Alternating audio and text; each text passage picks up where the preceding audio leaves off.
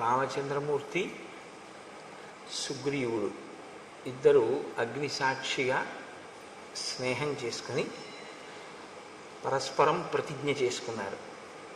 నేను వాలిని నిగ్రహించి నీకు రాజ్యం ఇస్తాను అని రామచంద్రమూర్తి, నేను అన్ని దిక్కులకు వానరములను పంపి సీతమ్మ జాడ కనిపెట్టి మళ్ళీ సీతమ్మని నీ పక్కకి చేరుస్తాను అని సుగ్రీవుడు. ఇద్దరూ ప్రతిజ్ఞ చేసుకున్నారు. తర్వాత శోకార్తిని పొందినటువంటి సుగ్రీవుణ్ణి ఓదారుస్తూ రామచంద్రమూర్తి అంటారు, మీ ఇద్దరూ తోడ పుట్టినవారు కదా, ఏకోదరులు, అటువంటి వారికి మీ ఇద్దరి మధ్య ఇంత వైరం ఎందుకు ప్రబలింది? నిన్ను రాజ్యభ్రష్టుణ్ణి చేసి నీ భార్యని తన భార్యగా ఎలా చేసుకున్నాడు వాలి? నాకు ఈ విషయాన్ని వివరిస్తే మీ ఇద్దరి మధ్య ఇంత వైరం రావడానికి కారణం నాకు బాగా అర్థమవుతుంది అన్నారు. ఇక్కడ మీరు ఒక విషయాన్ని గమనించవలసి ఉంటుంది. పూర్వాపర విచారణ బాగా చేస్తారు రామచంద్రమూర్తి. సుగ్రీవుడి విషయంలో స్నేహం చేశారు అంటే కబంధుడు చెప్పాడు కాబట్టి స్నేహం చేశారు. ఋష్యమూక పర్వతం మీద ఎవరు ఉంటారో అక్కడ ఉండాలి అంటే పాపాచరణము లేని వారైతేనే ఉంటారు అని కబంధుడు చెప్పాడు. కాబట్టి సుగ్రీవుని యందు పాపము లేదు అని రామచంద్రమూర్తి యొక్క విశ్వాసం. కాబట్టి స్నేహం చేశారు. కేవలం సీతమ్మ జాడ కనిపెట్టడానికి ఒక మిత్రుడు కావాలి అనుకుంటే నిజానికి సుగ్రీవుడి కన్నా వాలి గొప్పవాడు. ఎందుకంటే వాలి ఒక్క కబురు చేస్తే రావణుడు చాలా భయపడతాడు. వాలి చేత నిగ్రహింపబడినవాడు రావణుడు. కాబట్టి ఆయన అలా కావాలి అనుకుంటే సహాయం వాలితోనే స్నేహం చేయొచ్చు. రాముడికి తన కార్యం నడవడం ప్రధానం కాదు, ధర్మం నిలబడి అనుషంగికంగా తన కార్యం నడవాలి తప్ప ధార్మికమైన మార్గము కాని రీతిలో తన కార్యాన్ని చక్కపెట్టుకోవడం అనేటటువంటిది రాముడికి సుతారము ఇష్టం ఉండదు. ఆయనకి ముందేది అంటే ధర్మం. సత్యధర్మములు రెండింటినీ రెండు పాదములుగా పెట్టుకుని నడుస్తాడు. కాబట్టి రాముని యొక్క నడక, రాముని యొక్క ఆయనము రామాయణమైంది. కనుక ఆయన సుగ్రీవుడితో స్నేహం చేసి అన్నదమ్ముల మధ్య వైరానికి కారణం అడుగుతున్నాడు. ఇది రామచంద్రమూర్తి అడగడం ఆయనకి కొద్దిగా ఆశ్చర్యంగానే ఉంటుంది. ఎందుకంటే రామలక్ష్మణ భరత శత్రుఘ్నులు నలుగురు కూడా అంత అన్యోన్యమైనటువంటి సోదర ప్రేమ కలిగిన వారు. ఇంత సోదర ప్రేమ కలిగినటువంటి అనుభవం ఉన్నవాడే కానీ అన్నదమ్ముల్లో ఇంత దారుణంగా తమ్ముడి భార్యని తన భార్యని చేసుకుని తమ్ముణ్ణి రాజ్యం నుంచి వెళ్ళగొట్టినటువంటి అన్నగారిని చూడడం అనేటటువంటిది రామచంద్రమూర్తికి కించిత్ కొత్తతనంగానే ఉంటుంది. కాబట్టి ఆయన కారణం అడిగారు, అసలు ఏ కారణం చేత నువ్వు బయటికి పంపబడ్డావు అంటే సుగ్రీవుడు చెప్తున్నాడు, వాలీనామ మమ భ్రాత జ్యేష్ఠ శత్రునిషూదన పితుర్బహుమతో నిత్యం మమాపి చ తథాపుర. నేను వాలి అన్నదమ్ములం. నా తండ్రి గారు వాలిని చాలా ప్రేమించాడు, పెద్ద కొడుకు కనుక. నేను కూడా వాలిని చాలా ప్రేమించాను, వాలిని చాలా గౌరవించాను. మా తండ్రి గారు శరీరాన్ని విడిచిపెట్టిన తరువాత జ్యేష్ఠ కుమారుడు కనుక వాలికి పట్టాభిషేకం జరిగింది. ఆయన రాజ్యాన్ని చేస్తున్నాడు. రాజ్యం ప్రశాసతస్తస్య పితృపైతామహం మహత్ అహం సర్వేషు కాలేషు ప్రణతః ప్రేష్యవత్ స్థితః. వాలి రాజ్యం చేసేటటువంటి సమయంలో తాతలు తండ్రుల దగ్గర నుండి వచ్చినటువంటి రాజ్యాన్ని వాలి పరిపాలన చేసినటువంటి సమయంలో కూడా, అంటే రాజ్యమునందు వాలి ప్రతిష్ఠింపక పూర్వము, రాజ్యమునందు వాలి ప్రతిష్ఠింపబడిన తరువాత కూడా నేను ఆయన్ని ఒక సేవకుడు ఎలా గౌరవిస్తాడో అంత మర్యాదతో అంత గొప్పగా సేవించాను. అంటే నేను ఒక తమ్ముణ్ణి అన్న భావనతో ఎప్పుడు అహంకరించలేదు. నేను ఒక సేవకుడును అన్న భావనతోనే నేను వాలిని అనువర్తించాను. అంత గౌరవంగానూ చూశాను. ఒకానొకప్పుడు మాయావీనామ తేజస్వి పూర్వజో దుందుభేశ్రుత తేన తస్య మహద్వైరం స్త్రీకృతం విశ్రుతం పురా. ఒక స్త్రీ కారణంగా వాలికి మాయావి అనబడేటటువంటి ఒక రాక్షసునికి వైరం వచ్చింది. ఈ మాయావి మయుని యొక్క కుమారులలో పెద్దవాడు. అంటే మీకు వాలి యొక్క శీలం ఎటువంటిది, సుగ్రీవుని యొక్క శీలం ఎటువంటిది? ఒక గీత గీసి మహర్షి మాటల్లోనే చూపిస్తూ ఉంటారు. ఒక స్త్రీ కారణంగా వైరం, అంటే ఒకే స్త్రీని ఇద్దరు కాంక్షించి ఉన్నారు కాబట్టి వాలికి మయుడికి మధ్యలో అభిప్రాయ భేదాలు వచ్చాయి. ఒకానొక రాత్రి వేళ, ఒక అర్ధరాత్రి సమయంలో ఆ మయుడు కిష్కింధా నగరానికి చేరుకున్నాడు. అప్పటికి వాలి నిద్రపోతున్నాడు. ఆయన వచ్చి ఒక పెద్ద సింహనాదం చేశాడు. ఓ వాలి, నువ్వు బయటికి రా, నిన్ను నేను నిర్జిస్తాను, నేను అందుకే వచ్చాను. అంటే వేళాపాలాలైనటువంటి క్రౌర్యం, వేళాపాలాలైనటువంటి ఆగ్రహం. అంటే ఇంకా అతను చేరిందే తడవు కిష్కింధ, వాలిని చంపెయ్యాలన్నంత క్రుద్ధుడయ్యి ఉన్నాడు. కాబట్టి ఇప్పుడు ఆయన ఒక పెద్ద కేక వేశాడు. వెంటనే వాలి లేచి, నేను ఏదో మధువు సేవించి ఉన్నాను, రాత్రి వేళ కనుక నిన్ను నిగ్రహించలేని అనుకుంటున్నావేమో, నువ్వు అక్కడే నిలబడు, నేను వస్తున్నాను, నీతో తలపడతానని వాలి కూడా గబగబా బయలుదేరి యుద్ధానికి వెళ్ళాడు. వాలిని అనుగమించి సుగ్రీవుడు కూడా వెళ్ళాడు. ఎందుకనంటే వాలి సుగ్రీవుల యొక్క ప్రేమ, ఈ వైరం రానంతకాలం కూడా రామలక్ష్మణుల మధ్య ప్రేమ ఎలా ఉంటుందో అలాగే ఉంటుంది అని నేను మాట అంటే అంత పెద్ద దోషభూయిష్టమైనటువంటి మాట ఏం కాదది. ఎందుకంటే ఇంచుమించు అంత ప్రేమతోనూ ఉంటారు ఇద్దరు. సుగ్రీవుడు అలా అనువర్తించాడు, వాలి కూడా అంత ప్రేమించినట్లే కనపడుతుంది మనకి. కాబట్టి సతుమే భ్రాతరం దృష్ట్వా మాంచ దూరాదవస్థితం అసురో జాత సంత్రాస ప్రదుద్రామ తతో భృశం. చాలా దూరం నుంచి వాలిని సుగ్రీవుణ్ణి చూశాడు.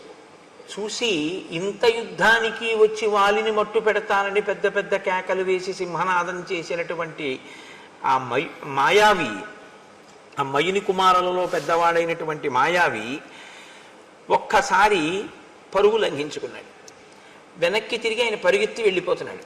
విడిచిపెట్టలేదు వాలి ఆయన్ని తరిమాడు. ఆయన వెళ్ళి వెళ్ళి వెళ్ళి వెళ్ళి ఆ మాయావి పచ్చగడ్డితో ఉన్నటువంటి ఒక పెద్ద బిలంలోకి, భూగృహంలోకి ప్రవేశించాడు. ప్రవేశించి దానిలోకి వెళ్ళిపోయాడు. అది చాలా చీకటిగా ఉంది. ఆ బిలం లోపలికి వెడితే అతను ఎక్కడున్నాడో, అతని పరివారం ఎవరైనా ఉన్నారో, ఇంకా ఎవరైనా యుద్ధానికి తలపడతారో తెలియని పరిస్థితి. కాబట్టి ఇప్పుడు వాలి అందులో ప్రవేశిస్తుంటే సుగ్రీవుడు నమస్కారం చేసి అన్నాడు, అన్నయ్య నేను కూడా నీతో వస్తాను అన్నాడు. అంటే మీరు ఇది చెప్పేటప్పుడు రాముడితో చెప్తున్నాడు సుగ్రీవుడి కథ. సుగ్రీవుని యొక్క మనస్సు ఎంత పరిశుద్ధంగా ఉందో, అన్న పట్ల భిన్నాభిప్రాయం ఉన్నవాడు కాడు, అన్న రాజ్యాన్ని కైవసం చేసుకుందామనేటటువంటి ఉద్దేశ్యం ఉన్నవాడు కాడు. కాబట్టి అన్న నేను నిన్ను అనుగమించి ఈ భూగృహంలోకి వస్తాను అన్నాడు. శాపయిత్వాతు మాం పద్భ్యాం ప్రవివేశ బిలం మహత్. వాలి అన్నాడు, నేను నా పాదముల మీద ఒట్టు పెడుతున్నాను, నువ్వు నాతో రావద్దు. నేను లోపలికి వెళ్ళి ఆ రాక్షసుల్ని మట్టు పెట్టి తిరిగి వస్తాను, నేను తిరిగి వచ్చే వరకు నువ్వు ఈ బిలద్వారం దగ్గర కాపు కాయి. కాబట్టి ఇప్పుడు నేను ఈ మాట పూర్వం అరణ్యకాండలో రామచంద్రమూర్తి కూడా ఓసారి అన్నారు, నా పాదముల మీద ఒట్టు, నువ్వు సీతమ్మని తీసుకుని గుహలోకి వెళ్ళు, నేను యుద్ధం చేస్తాను 14,000 మంది కరదూషణాదులతోనని. కాబట్టి ఇప్పుడు సుగ్రీవుడు బిలద్వారం దగ్గర నిలబడ్డాడు. వాలి అత్యంత వేగంతో ఆ బిలంలోకి ప్రవేశించాడు. తస్య ప్రవిష్టస్య బిలం సాగ్రహ సంవత్సరో గతః. వాలి బిలంలోకి వెళ్ళిపోయాడు, సుగ్రీవుడు అక్కడ నిలబడ్డాడు. 1 సంవత్సరం అయిపోయింది. ఆయన తిరిగి రాలేదు, లోపల నుంచి ఏమీ చప్పుడు వినపడలేదు. 1 సంవత్సరం ఎదురు చూశాడు తిరిగి వస్తాడేమోనని, రాలేదు. కానీ 1 సంవత్సరం అయిపోయిన తర్వాత సఫేనం రుధిరం రక్తం అహం దృష్ట్వా సుదుఃఖితః. నురుగుతో కూడినటువంటి రక్త ప్రవాహం ఆ బిలంలోంచి పైకి రావడం మొదలుపెట్టింది.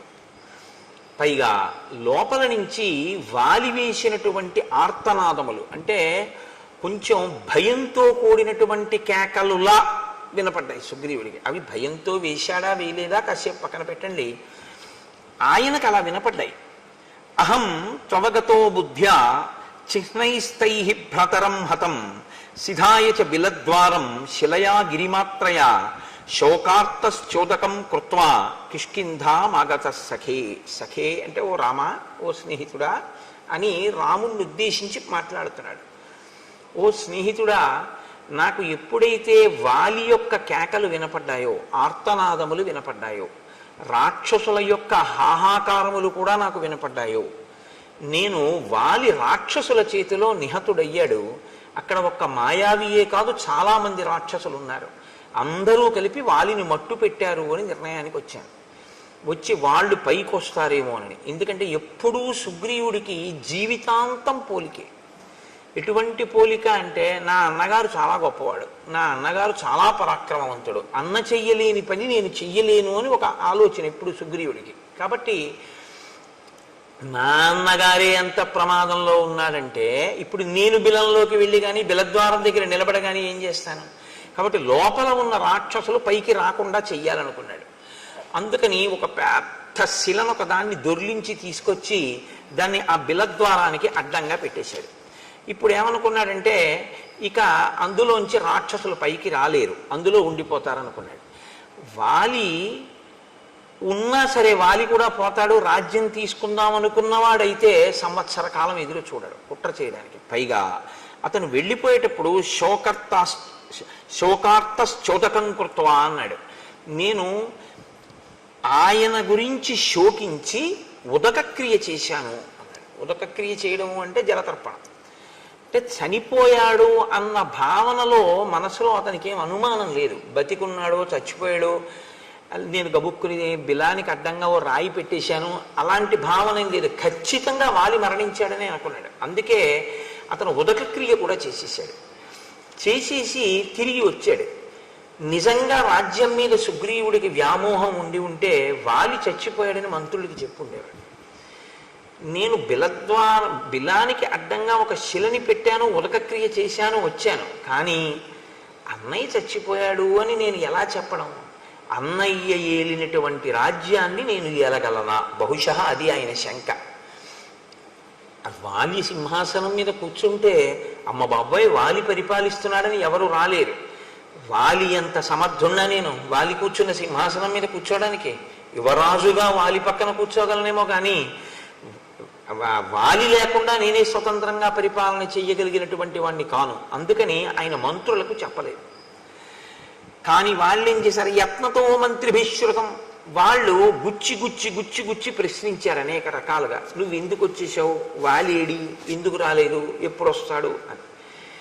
దుఃఖముతో కూడుకున్నటువంటి మనసుతో ఉన్నవాడు కాబట్టి ఒక రోజున పైకి చెప్పేశాడు, వాలి మరణించాడు అని చెప్పాడు. ఎందుకని అంటే తను అలాగే నమ్మాడు. మంత్రులు అన్నారు, వాలి మరణించాడు, నువ్వు యువరాజువి, రాజు లేడు సింహాసనం మీద, సింహాసనం ఖాళీగా ఉండకూడదు, కాబట్టి ఉత్తరాధికారివి నువ్వే కనుక నీకు రాజ్యాభిషేకం చేస్తా ఉన్నారు. అభిషిక్తంతు మాం దృష్ట్వా వాలి సంరక్తలోచన మదీయాన్ మంత్రినో బద్ధ్వా పరుషం వాక్యమబ్రవీత్. ఈయనకి పట్టాభిషేకం చేశారు, సుగ్రీవుడు రాజ్యం చేస్తున్నాడు. సుగ్రీవుడు రాజ్యం చెయ్యడం మొదలుపెట్టినటువంటి కొద్ది కాలానికే వాలి వచ్చాడు. వాలి తిరిగి వచ్చి చూసి సుగ్రీవుడు రాజుగా ఉండడం చూడగానే ఆయన కళ్ళు ఎర్రబడ్డాయి. కుట్ర చేసి రాజ్యం పుచ్చుకున్నాడు అన్న భావన ఏర్పడింది. ఆయన సుగ్రీవుడిని అడగలేదు. అసలు సుగ్రీవుడు మాట్లాడడానికి కానీ సుగ్రీవుడు చెప్పడానికి కానీ అవకాశం ఇవ్వలేదు.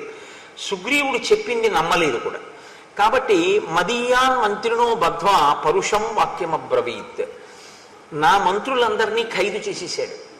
పైగా నన్ను చాలా పరుషంగా మాట్లాడాడు. ఏం మాట్లాడాడు అన్నది సుగ్రీవుడు చెప్పలేదు. పరుషంగా మాట్లాడాడు అంటే దాన్ని బట్టి మనం ఏమైనా అర్థం చేసుకోవలసి ఉంటుందంటే, నువ్వు రాజ్యకాంక్షతో కావాలని నన్ను చంపడం కోసమే బిలానికి శిల అడ్డుపెట్టి నేను లోపలికి వెళ్ళగానే అడ్డుపెట్టి వచ్చేసావు, వచ్చి రాజు అయ్యావు. సంవత్సరం ఎదురు చూసి వచ్చాడు అన్నదాన్ని వాలి ఊహించలేదు. వెళ్ళగానే బిలానికి శిల అడ్డు పెట్టాడు అనుకున్నాడు. కాబట్టి నిగ్రహేపి సమర్థస్య తం పాపం ప్రతిరాఘవ న ప్రావర్తతమే బుద్ధి భ్రాతుర్గౌరవయంత్రిత. నేనప్పుడు రాజ్యాధికారమునందున్నాను. బలవంతుడా బలహీనుడా కాసేపు పక్కన పెట్టండి. అధికారంలో ఉండడం చాలా గొప్ప బలం.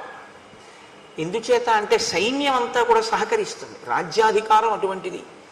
కాబట్టి నేను అధికారంలో ఉన్నాను కాబట్టి నేనే తలుచుకుంటే వాలిని నిగ్రహించగలను, కానీ నేను నిగ్రహించలేదు. హత్వా శత్రుం సమే భ్రాత ప్రవివేశ పురంతదా మానయంస్తం మహాత్మానం యథావచ్చాభ్యవాదయం. నేను అభివాదం చేశాను. మొన్నటి రోజున మీకు నేను మనవి చేశాను, అభివాదము అన్న మాటకు అర్థం ఏమిటో. అభివాదము అంటే నిలబడి చేసేది కాదు, వంగి మోకాళ్ళ మీద రెండు చెవులు పట్టుకుని చేస్తే అభివాదం. కాబట్టి రెండు చెవులు పట్టుకుని నేను అభివాదం చేశాను. అలా అభివాదం చేస్తే గుర్తు ఏమిటంటే ఆశీర్వచనాన్ని అపేక్షించినట్లు. అభివాదం చేసినప్పుడు వెంటనే ఆశీర్వచనం చేస్తారు. కాబట్టి నాకు ఆశీర్వచనం చెయ్యలేదు మా అన్నయ్య. నేను అభివాదం చేసి మా అన్న పక్కన నిలబడ్డాను. ఉక్తాశ్చ నాశిషస్తేన సంతుష్టేన అంతరాత్మన. ఆయన మనసులో తృప్తిని పొందలేదు నేను అలా అభివాదం చేసినా కూడా. ఆయన నాకు ఆశీర్వచనం చెయ్యలేదు. నత్వా పాదావహం తస్య మకుటేనా స్పృశం ప్రభో అపి వాలీవమ క్రోధాత్ న ప్రసాదం చకారసః.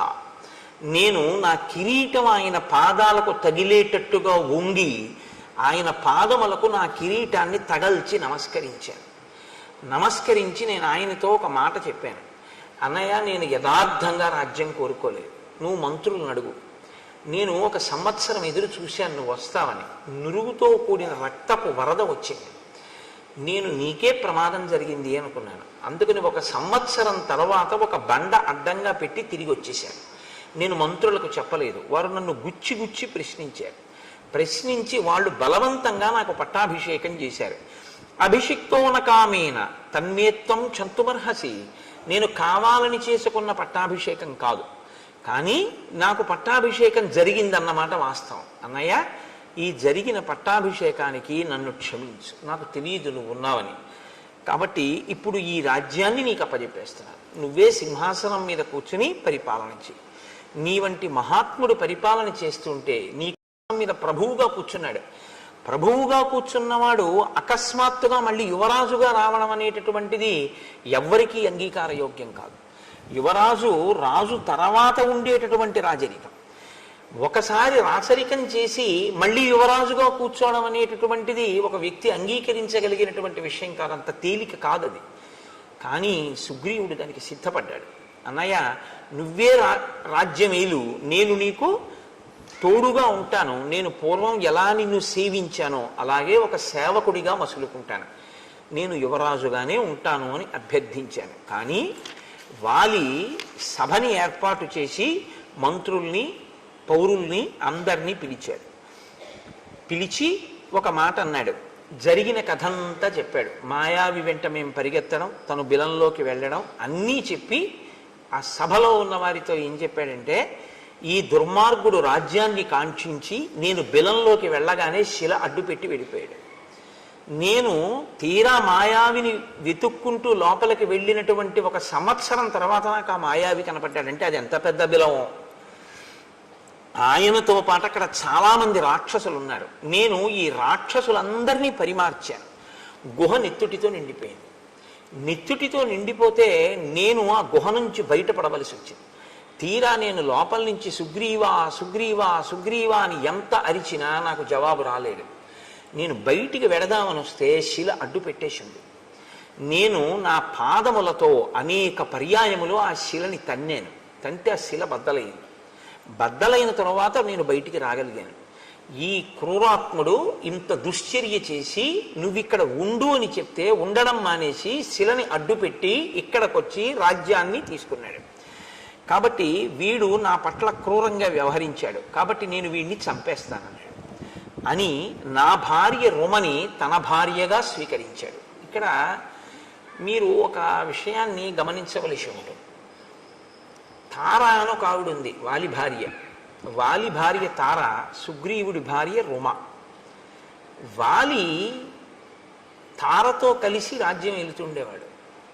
వాలి మరణించాడు అని తెలిసిన తర్వాత, అంటే వాలి మరణించాడు అనుకున్న తర్వాత ఆమె సుగ్రీవుడికి భార్య అయింది తార. వాలి వచ్చేంత వరకు సుగ్రీవుడి భార్యగానే ఉంది తార. సుగ్రీవుణ్ణి తరిమేశారు. తరిమేశాక ఆవిడ మళ్ళీ వాలి భార్య అయింది. మళ్ళీ తర్వాత సుగ్రీవుడు వాలిని చంపేశాడు. ఆమె మళ్ళీ సుగ్రీవుడికి భార్య అయింది. మరి అప్పుడు సుగ్రీవుడి యందు మాత్రం దోషం లేదా? మరి అప్పుడు రాముడు ఎలా ఊరుకున్నాడు? చంపిన తరువాత వాలిని వాలి భార్య తారని సుగ్రీవుడు చేపడితే అది కూడా దోషమేగా, వదిన గారిని స్వీకరించడం తల్లితో సమానం కదా. మరి అప్పుడు సుగ్రీవుణ్ణి కూడా చంపేయాలిగా, మరి ఎందుకు చంపలేదు? మరి రుమని, సుగ్రీవుడి భార్య రుమని వాలి స్వీకరిస్తే వాలి మీద ధర్మం తప్పిన వాడివి అని వాలిని ఎందుకు సంహరించాడు రామచంద్రమూర్తి?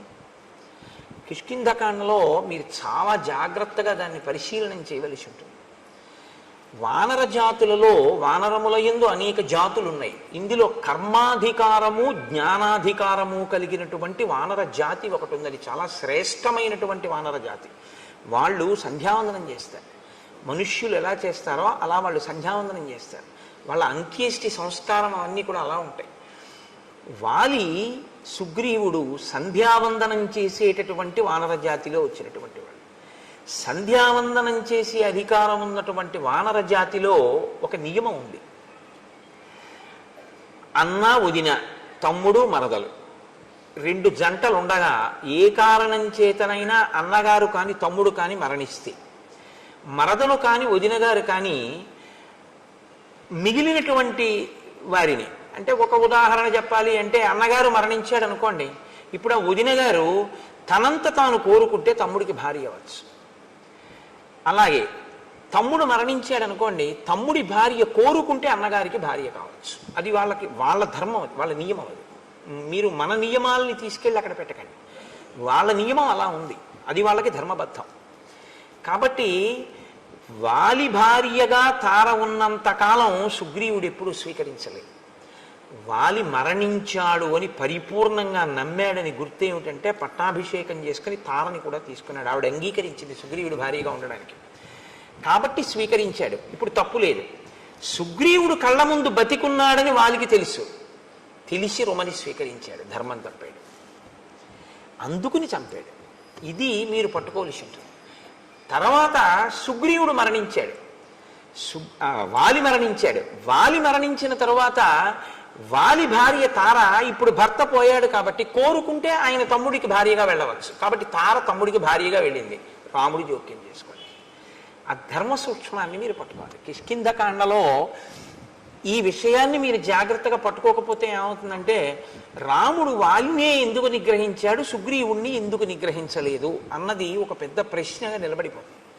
కాబట్టి నేను అనుకుంటున్నా ఇప్పుడు మీకు స్పష్టమైంది అని నేను అనుకుంటున్నాను. రాముడు ధర్మాత్ముడు, ఆయన ధర్మాన్నే నిలబెడుతూ ఉంటాడు ఇప్పుడు. కాబట్టి రామ, నేను బ్రతికుండగా నన్ను చంపడానికి ప్రయత్నం చేసి ఈ భూమండలం అంతా తిరిగాను వాలి తరువుకొస్తే.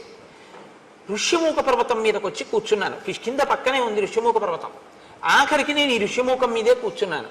ఒక కారణం వల్ల ఇక్కడికి వాలి రాడు, అంతే చెప్పాడు. అప్పటికే ఆ మాటే చెప్పాడు. ఒకానొక కారణం చేత వాలి ఇక్కడికి రాలేడు. వాలే కాదు, వాలి అనుచరులు కూడా రాలేడు. అందుకని నేను ఇక్కడ ఉన్నాను, కానీ ప్రాణాలు అరచేత పెట్టుకుని ఉన్నాను. ఎందుకంటే నన్ను చంపాలి అని కృతకృత్యుడై ఉన్నాడు.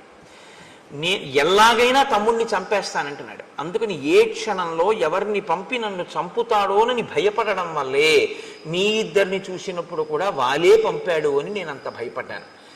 నేను బ్రతికుండగా నా భార్య రుమని తన భార్యగా వాలి అనుభవిస్తున్నాడు. ఇది వాలి చేసినటువంటి ద్రోహం. అందుకని వాలిని సంహరించి నాకు రాజ్యాన్ని భార్యని ఇప్పించవలసింది అని నిన్ను ప్రార్థిస్తున్నాను అన్నాడు. ఇప్పుడు వెంటనే రామచంద్రమూర్తి అన్నారు, యావత్తం నాభిపశ్యామి తవ భార్యాపహారిణం తావత్ సజీవేత్ పాపాత్మ వాలి చారిత్ర దోషక. ఆయన తీర్పు చెప్తారు. చారిత్ర దోషక, నడవడి లేనివాడు. ధర్మం తెలియదా? తెలుసు. అలా చేపట్టకూడదు రుమనని తెలుసు, చేపట్టాడు. ఎలా చేపట్టాడు? తమ్ముడు బతికుండగా చేపట్టాడు, కాబట్టి ధర్మం తప్పాడు. ధర్మం తప్పినటువంటి ఆ వాలిని ఇక నేను బతకనివ్వను. నా కంటికి వాలి ఎంతకాలము కనపడడో అంతకాలమే బ్రతికుంటాడు. నా కంటికి వాలి కనపడిన ఉత్తర క్షణంలో వాలి మరణిస్తాడు. కాబట్టి నువ్వు ఇవ్వాలే, ఇప్పుడే బయలుదేరి కిష్కింధకి యుద్ధానికి పిలు. బయటికి వస్తాడు, నేను వాలిని చంపేస్తాను. సరే, బయలుదేరారు. ఆ వాలి, ఆ సుగ్రీవుడు రామచంద్రమూర్తితో మీ పరాక్రమం మీద నాకు ఎటువంటి అనుమానం లేదు, మీరు ఇంద్రుడితో తుల్యమైన వారు, మీరు వాలిని నిగ్రహించగలరు, వాలినేమి 3 లోకములనే నిగ్రహించగలరు, అంతటి పరాక్రమ సంపన్నులు. అటువంటి మీతో నాకు మైత్రి ఏర్పడడం చాలా గొప్ప విషయం, చాలా సంతోషించవలసిన విషయం. రాజ్యభ్రష్టుడైన ఒక వానరుణ్ణి నేను, అటువంటి వానరుడితో మీరు స్నేహం చేశారు. పైకి అంటూ ఉంటాడు ఈ మాటలు, కానీ సుగ్రీవుడి మనసులో ఉన్న భావనలన్నీ వేరు ఈ సందర్భంలో. ఎందుకో తెలుసా అండి, ఆయన ఎప్పుడైనా సరే లక్ష్మణుణ్ణి అసలు కూర్చోమని చెప్పడం. ఆయన ఎప్పుడైనా కూర్చోమంటే రాముణ్ణే కూర్చోమంటాడు. రాముణ్ణి కూడా ఎలా కూర్చోమంటాడంటే, ఒక కొమ్మ విరిచి వేసి 2 పర్యాయాలు చేశాడు అలాగా. ఒక కొమ్మ విరిచి వేసి దాని మీద తను కూర్చుని రాముణ్ణి కూర్చోమంటాడు. ఒకసారి అయితే ఏమైందంటే, రామలక్ష్మణులు ఇద్దరు నిలబడ్డారు, తను కూర్చుని మాట్లాడాడు. ఆ తరువాత ఏం చేశాడంటే, చూసి రామ మీరు కూర్చోండి అని లేచి ఒక మద్ది చెట్టు కొమ్మ విరిచి ఆసనంగా వేసి కూర్చోండని తను కూర్చుని ఇలా కూర్చోమన్నాడు. అంటే మహాత్ముల సరసన కూర్చోవడం, మహాత్ములతో సమానంగా కూర్చోవడం వారిని అవమానించడమే. అంటే వారు కూర్చోమంటే కూర్చోవచ్చు, అందులో దోషం లేదు. అలా ఉండకూడదు. మనం ఆ గమనించగలిగినటువంటి స్థితిని చూడాలి. ఇది సుగ్రీవుడికి తెలియదా? రాముడు మహాత్ముడని తెలియదండి, తెలియకపోవడం వల్ల అలా ప్రవర్తించాడు అని మీరు అన్నారు అనుకోండి. లేకపోతే మహాత్ములతో అలా ప్రవర్తించకూడదని సుగ్రీవుడికి తెలియదండి అని మీరు అన్నారనుకోండి. మహాత్ములతో అలా ప్రవర్తించకూడదన్న విషయం సుగ్రీవుడికి తెలుసు అనడానికి మహర్షి ఒక సాక్ష్యాన్ని చూపిస్తాడు. నేను మీకు ఎదర వచ్చినప్పుడు చూపిస్తాను. అంటే తెలిసి అలా ప్రవర్తించాడు. ప్రవర్తించి మీ అంతటి వారు నాతో స్నేహం చేస్తున్నారు, ఇంకింతకన్నా ఏం కావాలంటాడు. కానీ మనసులో అనుమానపడుతుంటాడు. ఏమనుమానపడ్డాడంటే, ఆగండి వెడదాం, పిలుస్తాను వాలిని, యుద్ధం చేస్తాను, ఇది చంపుదురు కానీ నేను ఒక్క మాట చెప్తాను కొంచెం వినండి అన్నాడు. దేని గురించి భయం సుగ్రీవుడికి అంటే ఇప్పుడు బయటపడుతున్నాడు.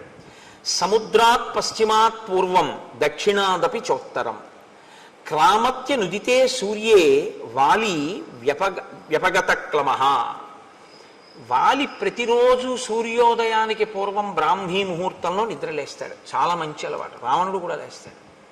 కానీ ఇద్దరికీ ఉన్న లక్షణం ఏమిటో తెలుసా అండి? ఆయనకి కామం, ఈయనకి అహంకారం. నాకు బలం ఉంది అని. సంధ్యావందనం చెయ్యాలి అనుకున్నటువంటి వాడు ఓ చోట కూర్చుని చేసుకుంటే చాలు. అంతేకాని బలం ఉంది కదా అని సంధ్యావందనం చేసేటటువంటి వాడు ఏదో చెరువు దగ్గరికి వెడితే 4 గట్ల మీద సంధ్యావందనం చేయాలి, 4 చోట్లకి వెళ్ళి తర్పణ అర్ఘ్యం ఇవ్వాలని ఏం లేదు. కానీ ఒంటి బలం అటువంటిది. కాబట్టి ఆయన ఏం చేస్తాడంటే 4 సముద్రముల దగ్గరికి వెడతాడు అర్ఘ్యం ఇచ్చేటప్పుడు. అంటే దిగ్దేవతా నమస్కారానికి తిరిగినట్టుగా 4 సముద్రములకు వెడతాడు. తూర్పు సముద్రం, పశ్చిమ సముద్రం, ఉత్తర సముద్రం, దక్షిణ సముద్రం ఒక్కొక్క గంతులోనే వెళ్ళిపోతాడు. దక్షిణ సముద్రం దగ్గర కూర్చున్నవాడు ఒక్క గంతు వేస్తే ఉత్తర సముద్రం దగ్గర ఉంటాడు. ఉత్తర సముద్రం దగ్గర నుంచి ఒక్కసారి లంఘిస్తే మళ్ళీ తూర్పు సముద్రానికి వస్తాడు. తూర్పు సముద్రం నుంచి బయలుదేరితే ఒక్క గంతులో పశ్చిమ సముద్రాన్ని చేరుకుంటాడు. మా అన్నయ్య అంత వేగంగా సంధ్యావందనానికి వెడతాడు. సంధ్యావందనానికి వెళ్ళేటప్పుడు పెద్ద అలా వెళ్ళాలనేటటువంటి ఒక వ్యగ్రత ఏమీ ఉండదు. సంధ్యావందనం అనేటటువంటిది చాలా ప్రశాంతంగా చేసేటటువంటి స్థితి. మీరు విన్నారో లేదో, రాముడు అరణ్యవాసానికి రాగానే గంగా తీరంలో గుహుడి దగ్గరికి వెళ్ళాడు.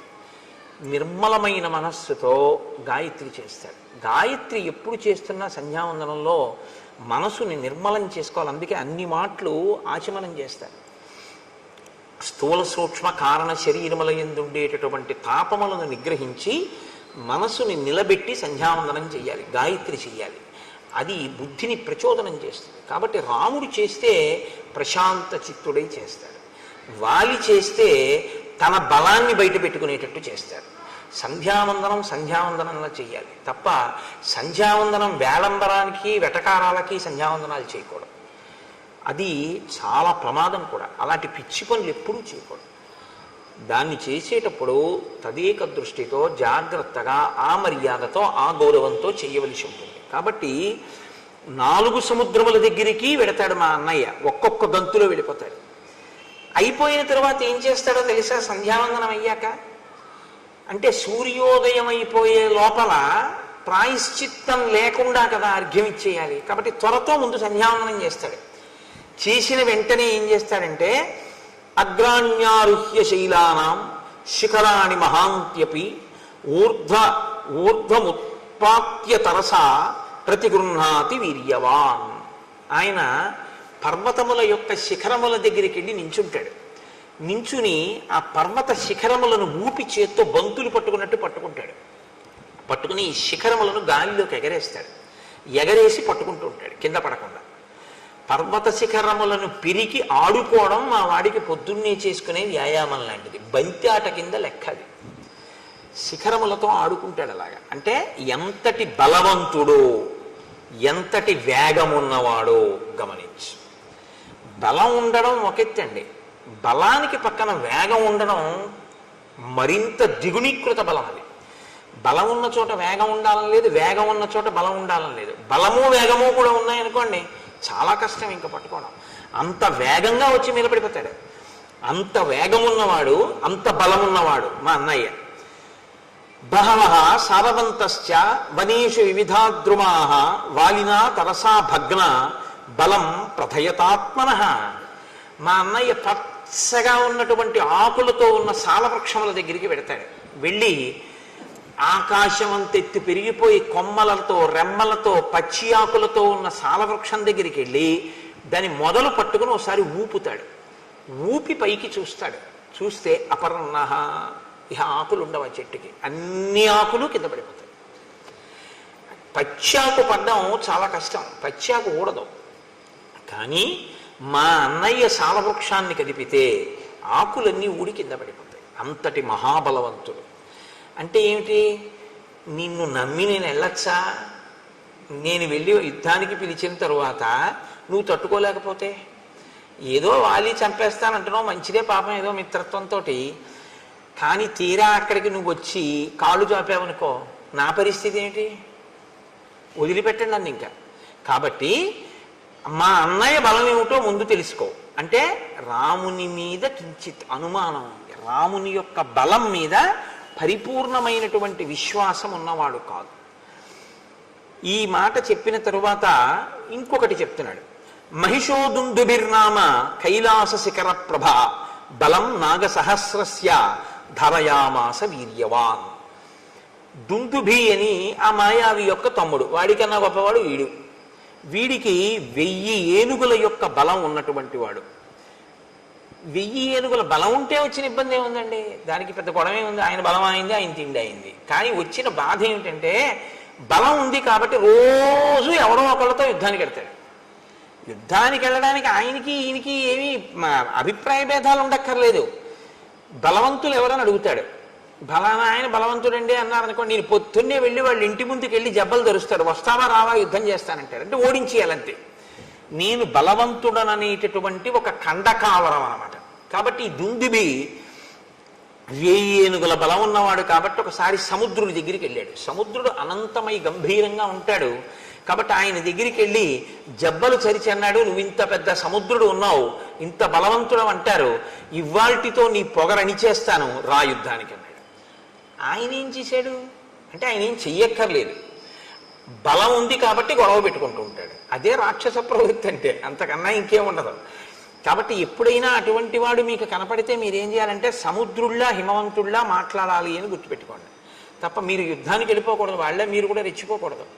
కాబట్టి సముద్రుడు ఎంత గంభీరంగా మాట్లాడాడంటే ఆయనే గాంభీర్యం సముద్రం అంటే. తత సముద్రో ధర్మాత్మ సముద్ధాయ మహాబల అబ్రవీద్వచనం రాజనం అసురం కాలచోదితం. కాలము చేత గ్రసింపబడడానికి సిద్ధపడుతున్నటువంటి ఆ దుందుబికి ఈ కండకావరం పెరిగింది. కాబట్టి సముద్రుడి దగ్గరికి వెడితే సముద్రుడు లేచి అన్నాడు, నీతో నేనేమి యుద్ధం చేస్తానయ్యా? సమర్థో నాస్మితే దాతుం యుద్ధం యుద్ధ విశారద శ్రూయతాం చాభిదాస్యామి ఎస్తే యుద్ధం ప్రదాస్యతి.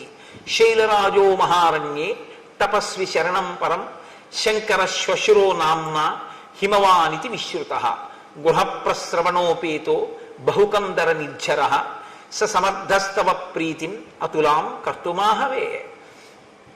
ఉత్తర దిక్కున హిమవంతుడున్నాడు. హిమవంతుడు చాలా పెద్ద పర్వతం.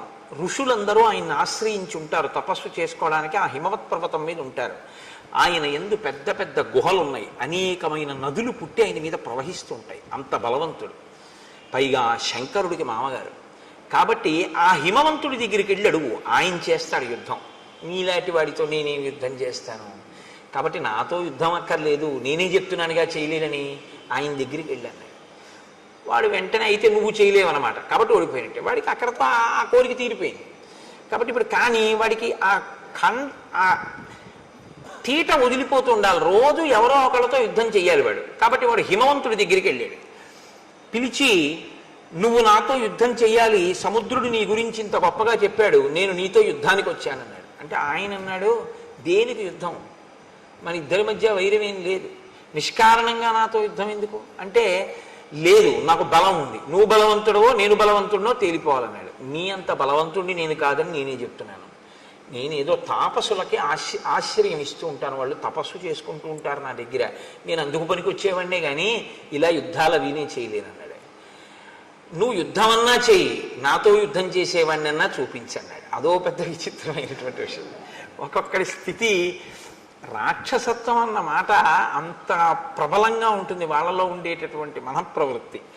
అంటే ఆయన అన్నాడు, వాలీనామ మహాప్రాజ్ఞ శక్రతుల్య పరాక్రమ అధ్యాస్తే వానర శ్రీమాన్ కిష్కింధాం అతుల ప్రభాం స సమర్థో మహాప్రాజ్ఞ తవ యుద్ధ విశారద ద్వంద్వయుద్ధం మహద్దాతుం నముచేరివ వాసవ.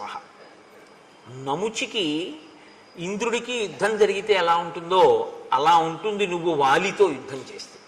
కిష్కింధారాజ్యాన్ని పరిపాలన చేస్తున్నాడు, మహాబలవంతుడు, నీకు తగినవాడు, ఆయనతో యుద్ధం చేయి, మీ ఇద్దరికీ సరిపోతుంది, బాగుంటుంది, నాతో ఎందుకు, అక్కడికి వెళ్ళన్నాడు.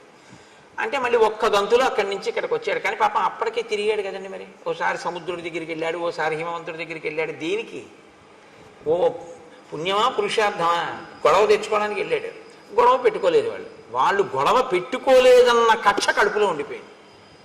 వాళ్ళు గొడవ పెట్టుకోలేదు, ఇవాళ నాకు యుద్ధం చేయడానికి ఒక్కడు దొరకలేదు, సూర్యాస్తమయం అయిపోయింది. వాడికి ఎంత బాధో చూడండి. ఏదో ఇవాళ నేను అయ్యో ఒక్క గుడికి వెళ్ళలేదు, ఒక్క గోపురానికి వెళ్ళలేదు, రామాయణంలో ఒక్క శ్లోకం చదవలేదు, ఒక్కసారి రామనామం రాయలేదు, రామరామ అనలేదు, ఇవాళంతా ఏమిటో ఇలా గడిచిపోయింది అని భక్తుడు విసుక్కున్నట్లు వాడికి చాలా కోపం వచ్చింది. సూర్యాస్తమయం అయిపోయింది, ఒక్కడు గొడవకు వచ్చిన వాడు లేడు, ఒక్కడితో యుద్ధం దొరకలేదు, చీకటి పడిపోయింది. వీడు వస్తాడో రాడో, పడుకున్నాడో ఏమో. కాబట్టి ఇప్పుడు రెచ్చగొట్టడానికి కిష్కింధ వెళ్ళాడు. అప్పటికే బాగా చీకటి పడిపోయింది, ఊరుకోవచ్చు, కానీ రేపొద్దున మళ్ళీ ఎక్కడికైనా వెళ్ళిపోతానంటాడేమో అని కంగారు, యుద్ధానికి ముందే సిద్ధం చేసేసుకుంటే పోతుందని. అంటే ఎంత వెర్రిగా ఉంటారో చూడండి ఒక్కొక్కళ్ళ మనస్తత్వం. మీరు ఇవి చూసి రామాయణం చూసి అలా ఉంటారనుకోకండి, నేను పేర్లు చెప్తే బాగుండదు, పేపర్లలో చదవట్లా మీరు, ఎంతమందో ఇలాంటి వాళ్ళు. కాబట్టి అయిన దానికి కాని దానికి జబ్బలు చదవడం, రా నాతో అంటూ ఉండడం, ఎంత రాక్షసత్వంతో ఉంటారు. కిమర్థం నగరద్వారం ఇదం రుద్ధ్వా వినర్దసి దుందుబే విదితో మేసి రక్ష ప్రాణాన్ మహాబల. వాలి ఈ దుందుబి చేసినటువంటి హడావిడి విన్నాడు. ఆయన వచ్చినవాడు ఊరుకున్నాడా, ఒక మహిష రూపంలో వచ్చాడు, వచ్చి ఒక పెద్ద మహానాదం ఒకటి చేశాడు. ఆ కిష్కింధంతా చెట్లున్నాయి, ఆ చెట్లన్నీ విరగ్గొట్టేస్తున్నాడు, గిట్టలతో భూమినంతటినీ కూడా ఓ ఇలా దున్నేసి ఆ పైకి మట్టి రేపేసి భూమిని బద్దలు చేసేస్తున్నాడు. ఆ బలంతో ఆ నగర ద్వారాన్ని భేదించేస్తున్నాడు, బద్దలు కొడుతున్నాడు. బద్దలు కొడుతుంటే వాలి నిద్ర లేచన్నాడు, ఎందుకురా, ఎవడరా అల్లరి చేస్తున్నవాడు, ఏమిట్రా అంత కంగారు వాడికి, ఎందుకు అలా ఆ నగర ద్వారాన్ని బద్దలు కొడుతున్నాడు అంతే. ఆయన అడిగింది, నాకు నీతో యుద్ధం కావాలి, ఇప్పుడు చేస్తావా రేపు చేస్తావా అని అడిగితే అయిపోతుంది పోనీ. కానీ వీడన్నాడు, అంటే రాక్షసత్వం అంటే మాటలు ఎలా ఉంటాయో చూడండి, అకారణంగా. నత్వం స్త్రీ సన్నిధౌ వీర వచనం వక్తుమర్హసి మమ యుద్ధం ప్రయచ్ఛాత్య తతో జ్ఞాస్యామి తే బలం. ఆడాళ్ళ దగ్గర కూర్చొని అరవడం కాదు. అంటే మరి రాత్రి అయిపోయింది, అంతఃపురవాసంలో రాణుల దగ్గర కదా ఉంటాడు, ఆడవాళ్ళ దగ్గర ఉండి ఏదో పెద్ద వీరుళ్ళ ఎవడరా అని అడగడం కాదు, రా యుద్ధానికి, నీ బలం ఏంటో తేల్చేస్తానన్నాడు. ఎవరసలు వాడు, ఏమీ చెప్పడం, కంగారు. అనుకుని మళ్ళీ ఏమనుకున్నాడో వెంటనే అభయం ఇచ్చాడు, ఫోన్లే చీకటి పడిపోయాక వచ్చాను కదా అని. అధమాధారయిష్యామి క్రోధమధ్య నిశామి మాం గృహ్యతాం ఉదయ స్వైరం కామభోగీషు వానర. పోన్లే ఎలాగోలా కష్టపడి రేపు పొద్దుటి వరకు నేను ఈ కోపాన్ని ఇలాగే అట్టే పెట్టుకుంటాను, రేపు పొద్దున్న యుద్ధానికి రా, ఇవాళకి రాత్రి నీ రాణులతో హాయిగా కామోపభోగాన్ని అనుభవించు. ఎందుకు ఆ కోపాన్ని నిలబెట్టుకోవడం? ఎవడైనా కోపం వదిలేస్తానని చూడాలి. ఆయన అంటాడు చాలా కష్టం మీద రేపు పొద్దుటి వరకు కోపాన్ని నిలబెట్టుకుంటానంటాడు. అంటే దుష్టుడి యొక్క మనఃప్రవృత్తి ఎలా ఉంటుందో చూడండి. ఉత్తమే క్షణకోపస్య మధ్యమే ఘటికాద్వయం మధమే స్యాదహోరాత్రం పాపిస్తే మరణాంతక. కష్టపడి కోపం నిలబెట్టుకోవడం ఎందుకండి?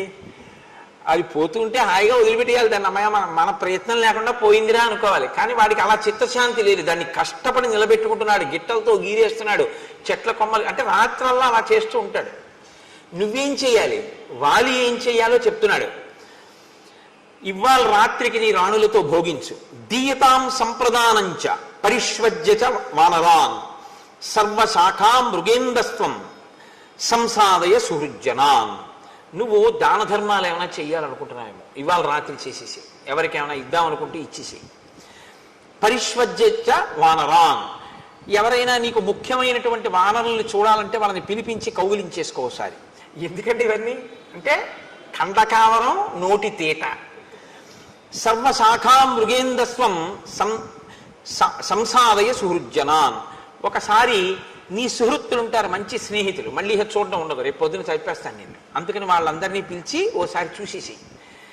అంటే దేనికి చంపేస్తావు? ఏమి కారణం లేదు, తను బలవంతుడు అనిపించుకోవాలి కాబట్టి చంపేస్తాడంతే. సుదృష్టాం కురు కిష్కింధాం కురుష్వాత్మ సమంపురే క్రీడస్వచ సహ స్త్రీభి అహం తే దర్పనాశన. రేపు ఎలాగో నేను చంపేస్తాను ఉదయం, కాబట్టి ఇవాళ ఏం చేస్తావో తెలుసా? ఒకసారి ఆ కిష్కింధా సామ్రాజ్యాన్నంతటినీ ఓసారి చూసేసుకో. రాజు కాబట్టి నీకు ఆ మక్కు ఉంటుంది, ఓసారి ఆ రాజ్యం వంక చూడు. నీకు ఇష్టం కాబట్టి ఆ రాజధాని వంక కూడా ఓసారి చూసేయి. ఇవాళ రాత్రి నీకు ఇష్టమైనటువంటి స్త్రీలు ఎవరున్నారో వాళ్ళతో భోగించి రేపు పొద్దున నిన్ను చంపేస్తాను.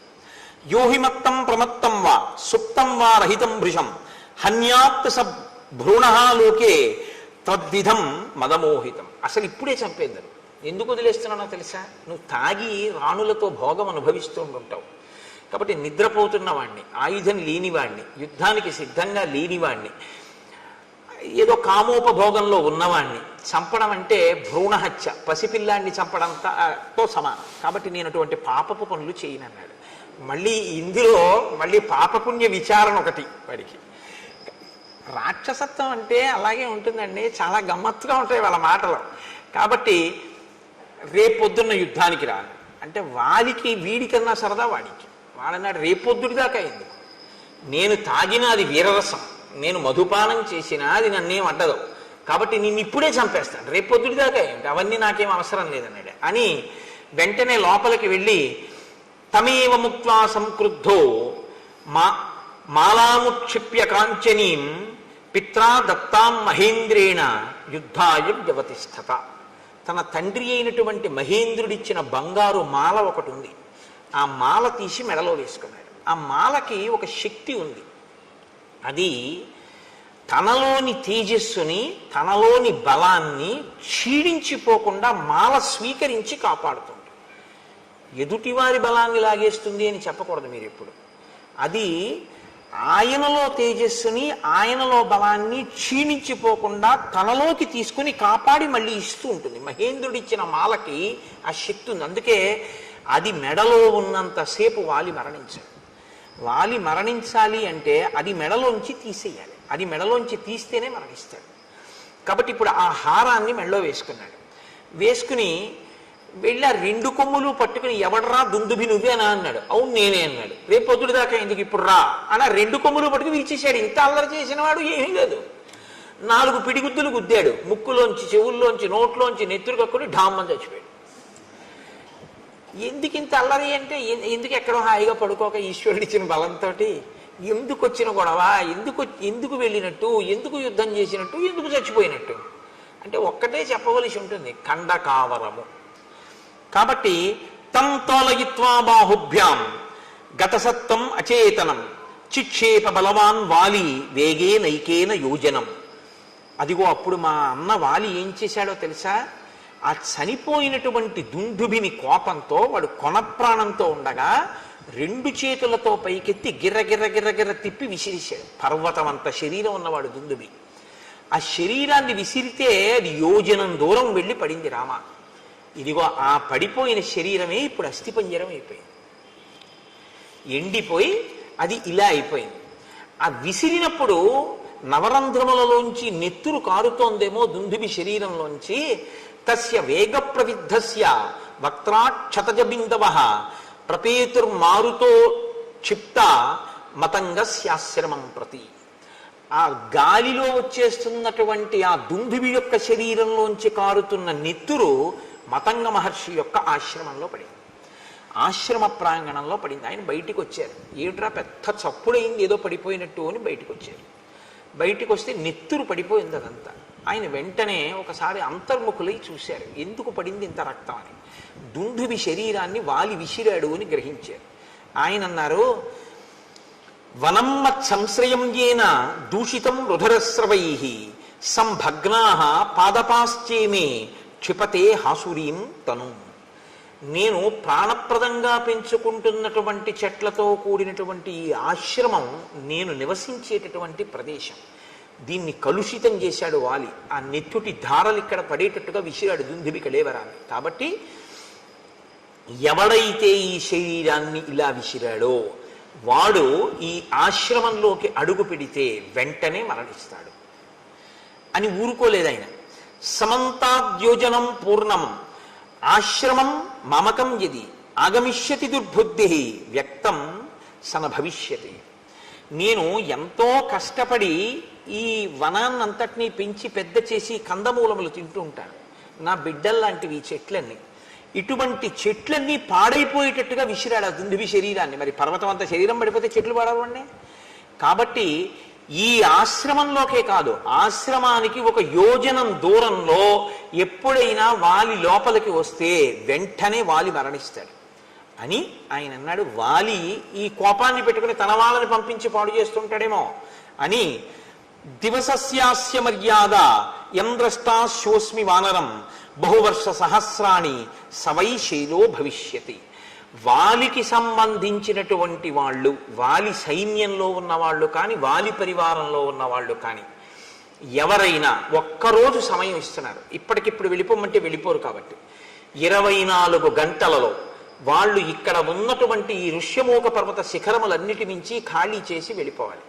అలా కాని వెళ్ళకపోతే వాళ్ళు ఈ ఋష్యమూక పర్వతాల మీద ఉంటే నేను తిరుగుతున్నప్పుడు వాళ్ళు నా కంట పడగానే వాళ్ళు కొన్ని సంవత్సరముల పాటు శిలలైపోతారు అన్నాడు.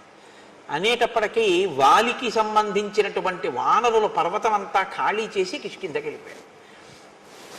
అంతమంది వానరులు ఋషిమూక పర్వతం నుంచి వస్తే చూసి వాలి అన్నాడు, మీ అందరు ఎందుకు వచ్చారన్నాడు. మహర్షి శపించారన్నాడు. ఆయన పరుగెత్తుకుంటూ వెళ్ళి మతంగ మహర్షి యొక్క కాళ్ళ మీద పడ్డాడు. పడితే మతంగ మహర్షి క్షమించలేదు. అలా కుదరదు, నీకు ఈ శాపం ఉంటుంది అని చెప్పి ఆయన లోపలికి వెళ్ళిపోయారు. కాబట్టి మా అన్నకి భయం. కాబట్టి మా అన్న ఎప్పుడూ ఈ దరిదాపులకు రాడు. అందుకని నేను ఈ ఋష్యమూక పర్వతం మీద మతంగ మహర్షి యొక్క ఆశ్రమం చుట్టూ ఉన్నటువంటి ప్రాంతంలో ఇక్కడ బ్రతుకుతున్నాను. కాబట్టి రామ, ప్రాణములు గుప్పెట్లో పెట్టుకుని ఉన్నాను. ఇది దుందుబి యొక్క కళేవరం అని ఇప్పుడు రాముణ్ణి ఇంకొంచెం దూరం తీసుకెళ్ళాడు. తీసుకెళ్ళి ఇమే చ విపులాహ సాలాహ సప్త శాఖావలంబిన ఎత్రైకం ఘటతే వాలి నిష్పత్రయితు మోజస. ఇవిగో ఇవే 7 సాల వృక్షాలు వరుసగా ఉన్నాయి చూసావా, ఇవి 7. ఇవే ఉదయం సంధ్యావందనం చేసుకున్న తర్వాత మా అన్నయ్య వచ్చి దీన్ని కదిపేవాడు. దీన్ని ఊపితేనే ఆకులన్నీ రాలిపోతాయి. రామ, మా అన్నయ్య ఇంత బలవంతుడు, ఇంత వేగం ఉన్నవాడు, నేను చెప్పవలసింది చెప్పాను, నీకు నమ్మకం ఉందా వాళ్ళని చంపగలనని అని అడిగాడు. అంటే ఇంత చెప్పినా బలవంతుడు అనుకుంటున్నావా, నిజంగా అంత బలం ఉందా అంటే రాముడేమనలేదు, లక్ష్మణుడు నవ్వాడు. ఆయన అన్నాడు, తథాబ్రమాణం సుగ్రీవం ప్రహసన్ లక్ష్మణోబ్రవీత్ కస్మిన్ కర్మని నిర్వృత్తే శ్రద్ధద్యా వలినోవధం. ఏమి నీకు అనుమానమా, మా అన్నయ్య చంపగలడు వాలిని. వాలికి ఎంత వేగం ఉందో అంతకన్నా వేగం మా అన్నయ్య బాణానికి ఉంది. నీకు అనుమానమా, నేను చెప్తున్నాను మా అన్నయ్య చంపగలడని. అనుమానం ఉంటే ఏం చేస్తే నమ్ముతావు చెప్పు అన్నాడు. ఇప్పుడు ఏమనాలి నిజంగా నమ్మకం ఉంటే? లక్ష్మణుడు ఈ మాట అన్న తర్వాత సరే అయితే రామ నేను యుద్ధానికి ఎడతాననాలి. కానీ ఆయన అలా అనలేదు. సుగ్రీవుడు అన్నాడు, నువ్వు ఒక్క బాణంతో ఒక సాలవృక్షాన్ని కొడితే నేను నమ్ముతాను. ఒక బాణంతోటే కొట్టాలి, ఒక్కసారి విడిచిపెట్టాలి. ఆ బాణం ఒక సాలవృక్షాన్ని కానీ కొట్టగలిగితే నువ్వు మా అన్నయ్యని కొట్టగలవు అని నేను నమ్ముతాను. ఎందుకంటే ఒక సాలవృక్షాన్ని కలిగితే ఆకులు రాలేవి కాబట్టి వాలికి. 2, ఈ దుందుబి అస్థిపంజరం ఉంది చూసావా, దాన్ని మా అన్నయ్య ఎత్తి 2 చేతులతో యోజనం దూరం విసిరాడు. నువ్వు నీ కాలి బొటన వేలుతో దీన్ని ఎత్తి 200 ధనస్సుల దూరం విసిరి చూస్తానంటే 400 గజాలు విసిరితే నేను నమ్ముతాను అన్నాడు. అంటే సుగ్రీవుడికి నమ్మకం కలిగించడానికి ఆయన కర్మ అండి రామచంద్రమూర్తికి, ప్రయోజనం సుగ్రీవుడిది, పరీక్ష రామచంద్రమూర్తికి. అంత బలం ఉందా లేదా ముందు నాకు చూపించు అంటే డ్రైవింగ్ లైసెన్స్కి బ్రేక్ ఇన్స్పెక్టర్ గారి ముందు ఒకసారి స్కూటర్ నడిపినట్టు సుగ్రీవుడి ముందు రామచంద్రమూర్తి తన విలువిద్యని ప్రదర్శిస్తున్నారు. ఎటువంటి మహానుభావుడు, ఎటువంటి స్థితి. కాబట్టి ఇప్పుడు ఆయన అన్నాడు, సరే నీకు నా బలం తెలియాలి అంతే కదా. అంటే వెంటనే సుగ్రీవుడు అంటాడు, అయ్యయ్యో మీ బలం నాకు తెలియక కాదు, మీరు దేవేంద్రుడు అంతటి బలవంతులు. మీరు దేవేంద్రుడిని ఏమిటి 3 లోకములను నిగ్రహిస్తారు, అంతటి బలపరాక్రమములు ఉన్నవారు. దశరథ మహారాజు గారి కొడుకు, మహానుభావుడివి, అస్త్రశస్త్రములు ఎరిగిన వాడివి. కానీ వచ్చిన ఇబ్బంది ఏమిటంటే మా అన్నయ్య బలం నాకు ప్రత్యక్షంగా తెలుసు, నీ బలం విన్నానంతే, నాకు ప్రత్యక్షంగా తెలియదు. కింతు తస్య బలజ్ఞోహం దుర్భ్రాతుర్బలశాలిన అప్రత్యక్షం తుమే వీర్యం సమరేతవ రాఘవ. మా అన్నయ్య యుద్ధాలు చేయడం నేను చూశాను, మా అన్నయ్య ఓడిపోవడం అన్నది నేను చూడలేదు. వాళ్ళెప్పుడు ఓడిపోలేదు జీవితంలో, కాబట్టి వాలి ఓడిపోవడం అన్నది నేను చూడలేదు. బలానా దానికి ఓడిపోతాడని చెప్పడం కుదరదు. అంత వేగం, అంత బలం నీకు ఉంది అని నేను విన్నాను, కానీ నేను ఎప్పుడు చూడలేదు. కాబట్టి ప్రత్యక్షంగా చూస్తే ధైర్యం వేరు. కాబట్టి ఓసారి ఇవి 2 చేసి చూపిస్తే నమ్ముతాడు. పైకి నమ్మినట్టే ఉంటాడు, కానీ ఓసారి ఈ కంటితో చూస్తే కానీ నమ్మనంటుంటాడు. సుగ్రీవుణ్ణి అనక్కర్లేదండి, మనందరం అంతే కదా. మీరు కాదు, మీరు పెద్దలు, నేను మిమ్మల్ని అంటలేదు. నా బోటిగాడు ఈశ్వరుడు ఉన్నాడు అంటుంటాను, కానీ ఏమో ఎందుకైనా మంచిది మన గొడవ మనం చూసుకుంటుంటే అంటుంటాం. నమ్మినట్టు ఉంటాం, కానీ అవును ప్రహ్లాదుని రక్షించాడు, అవును రామచంద్రమూర్తి అదేంటి వానరులందరినీ రక్షించారు అంటాం, రామాయణం అంతా చెప్తాం, కానీ మన అపనమ్మకం మందే. సుగ్రీవుడు అంతే. కాబట్టి ఇప్పుడు ఆయన నీకు నమ్మకం కలగడం కోసం నేను ఈ దుందిపి కళేవరాన్ని ఎత్తి విసిరాలంతే కదా అని ఏదైనా ప్రత్యయోస్మాసు విక్రమే తమ వానర ప్రత్యయం సమరే శిలాఘ్యం అహముత్పాదయామితే రాఘవో దుందుబే కాయం పాదాంగుష్ఠేన లీలయా తోలయిత్వా మహాబాహు చిక్షేప దశయోజనం. వాలి 2 చేతులతో ఎత్తి గిరగిరా తిప్పి 1 యోజనం విసిరినటువంటి దుందుబి యొక్క కళేబరాన్ని రామచంద్రమూర్తి తన కాలి బొటన వేలితో పైకెత్తి దశయోజనం చిక్షేప దశయోజనం 10 యోజనముల దూరం విసిరిశారు కాలి బొటన వేలితో. నమ్ముతావా అన్నాడు. అంటే ఆయన అన్నాడు, అప్పుడు మా అన్నయ్య చంపినప్పుడు అది పచ్చిగా ఉంది, మాంసంతో ఉంది, నెత్తుడితో ఉంది, బరువుగా ఉంది, ఎత్తి యోజనం విసిరాడు. ఇప్పుడు చాలా కాలం అయిపోయింది, ఎండిపోయింది, అస్థిపంజరం అయిపోయింది. దాన్ని నువ్వు బొటన వేలుతో విసిరావు 10 యోజనాలు. ఒక్క సాలవృక్షాన్ని కూడా కొట్టు ఒక బాణంతో, కొడితే నమ్ముతాను అన్నాడు. అంటే ఇంకా ఇప్పటికీ కూడా పూర్తిగా నమ్మకం కలగలేదు.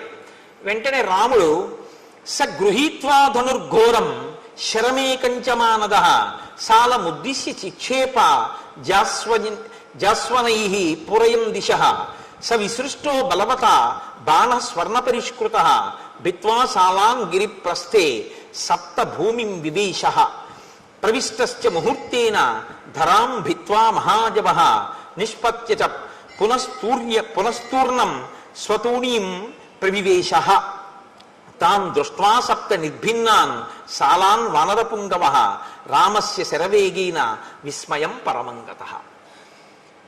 నీకు నమ్మకం కల్పించడానికి ఒక సాలవృక్షం కొట్టాలి ఒక బాణంతో, అంతే కదా అని ఒక ఘోరమైన బాణాన్ని తన అమ్ముల పొదలోంచి తీసి వింటినారికి సంధించి ఆకర్ణాంతము లాగి ఆ బాణాన్ని సాలవృక్షముల మీదకి ప్రయోగించాడు రాముడు.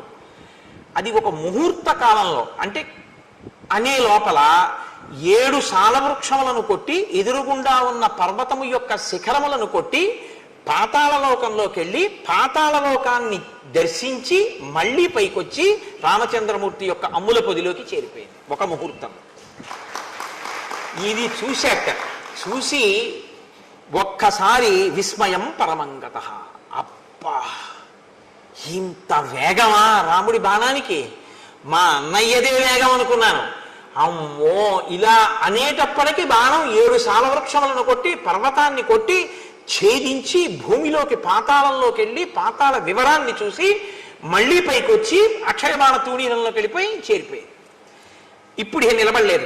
ఇప్పటిదాకా ఆయన్ని నిలబెట్టి తను కూర్చుంటాడు. ఇప్పటిదాకా కొమ్మ కొట్టి ఆయన్ని ఇలా కూర్చో అని తను కూర్చోబెడతాడు. ఇప్పుడు చూశాడు రాముడంటే ఏమిటో. ఇప్పుడేం చేశాట? సమూర్జ్ఞ న్యపతద్ధూమౌ ప్రలంబీకృత భూషణ సుగ్రీవ పరమప్రీతో రాఘవాయ కృతాంజలి. ఇప్పుడు ఆయన ముందు ఇలా వంగిపోయి 2 చేతులతో అంజలి ఘటిస్తే ఆభరణములు వ్రేలాడాయి అన్నారు మహర్షి. ఎంత పెద్ద మాట చూడండి. ఇప్పుడు నేను నా మెడలో ఉన్న రుద్రాక్ష హారం నా మెడలోనే నా గుండెల మీద ఇలాగే ఉందనుకోండి, నేను బాగా వంగలేదు అని గుర్తు. ఇది ఉందా, ఊడిపోయిందా? అదే నేను ఒకరి యందు భక్తితో బాగా వంగిపోయి నమస్కరించాను అనుకోండి, ఇలా నా గుండెల మీద ఉన్న హారం ఏమవుతుంది? ఇలా గాలిలోకి వచ్చి వేలాడుతుంది.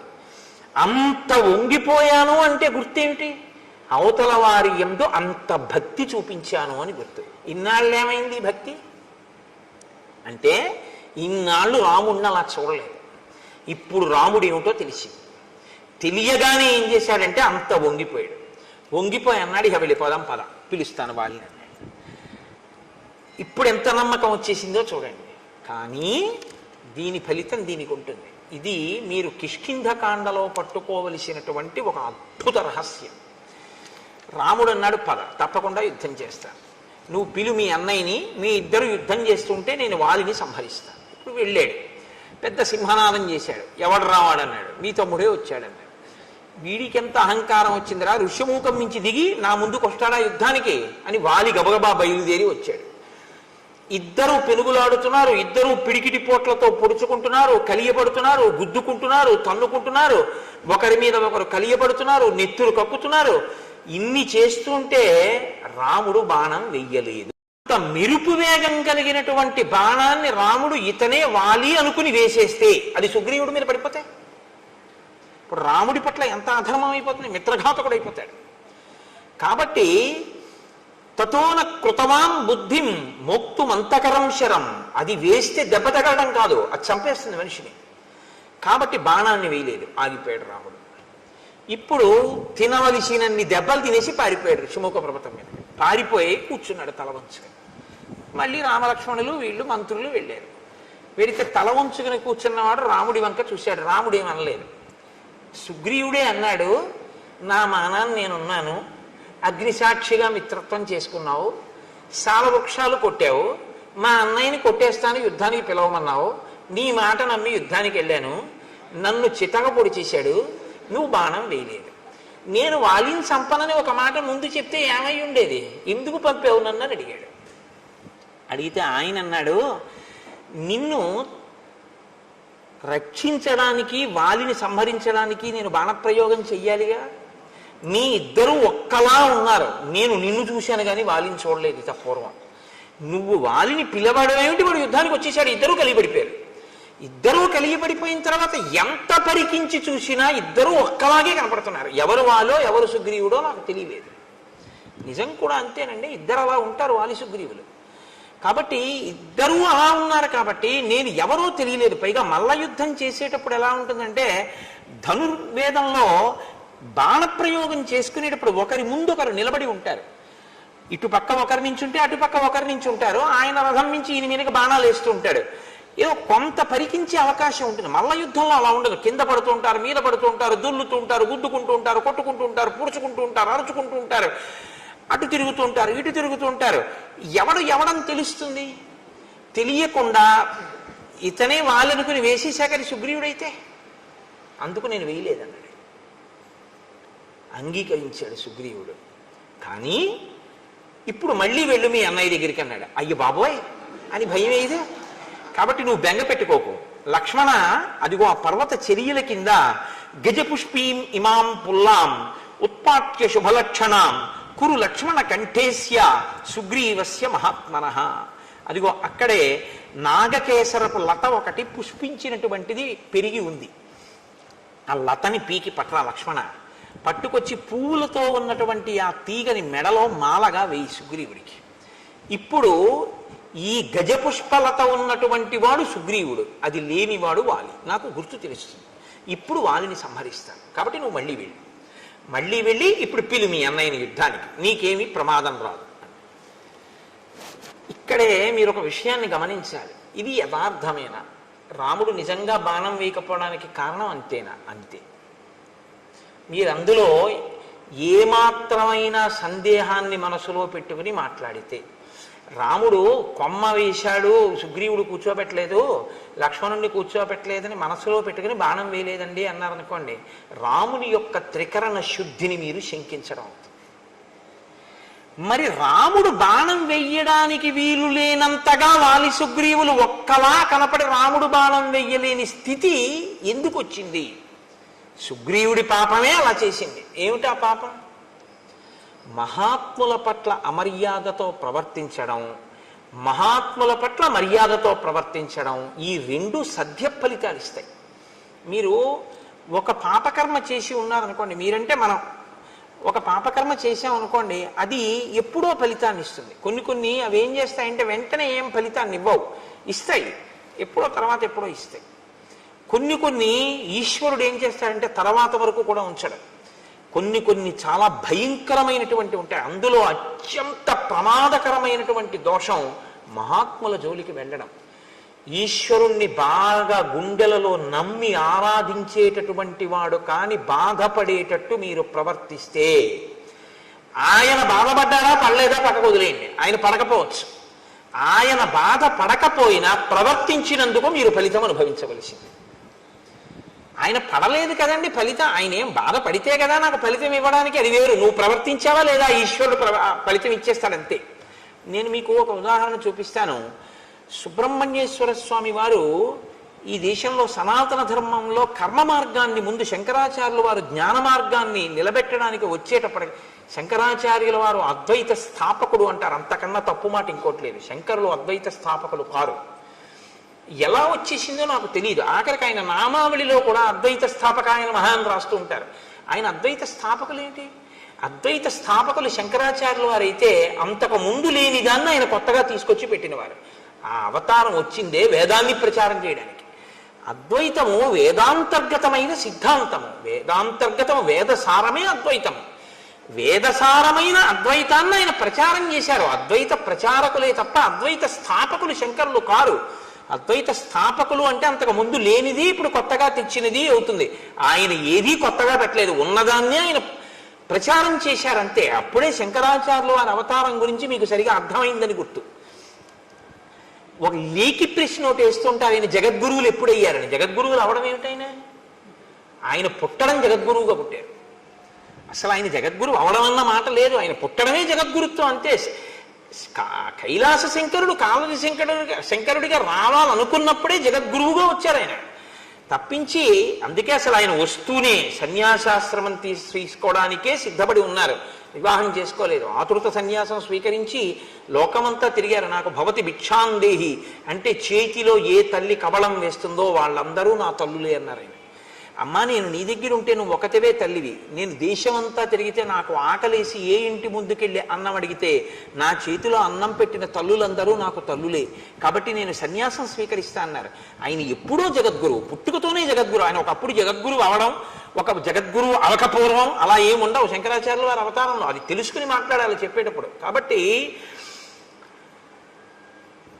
ఇక్కడ శంకరాచార్యుల వారు జ్ఞాన మార్గ ప్రచారం చేసి అద్వైత సిద్ధాంత ప్రచారం ప్రారంభం చెయ్యడానికి ముందు ముందు సనాతన ధర్మాన్ని పటిష్టం చేయడం కోసం కర్మ మార్గాన్ని పటిష్టం చేయడానికి సుబ్రహ్మణ్యేశ్వర స్వామి కుమారిల భట్టు అన్న రూపంలో వచ్చారు.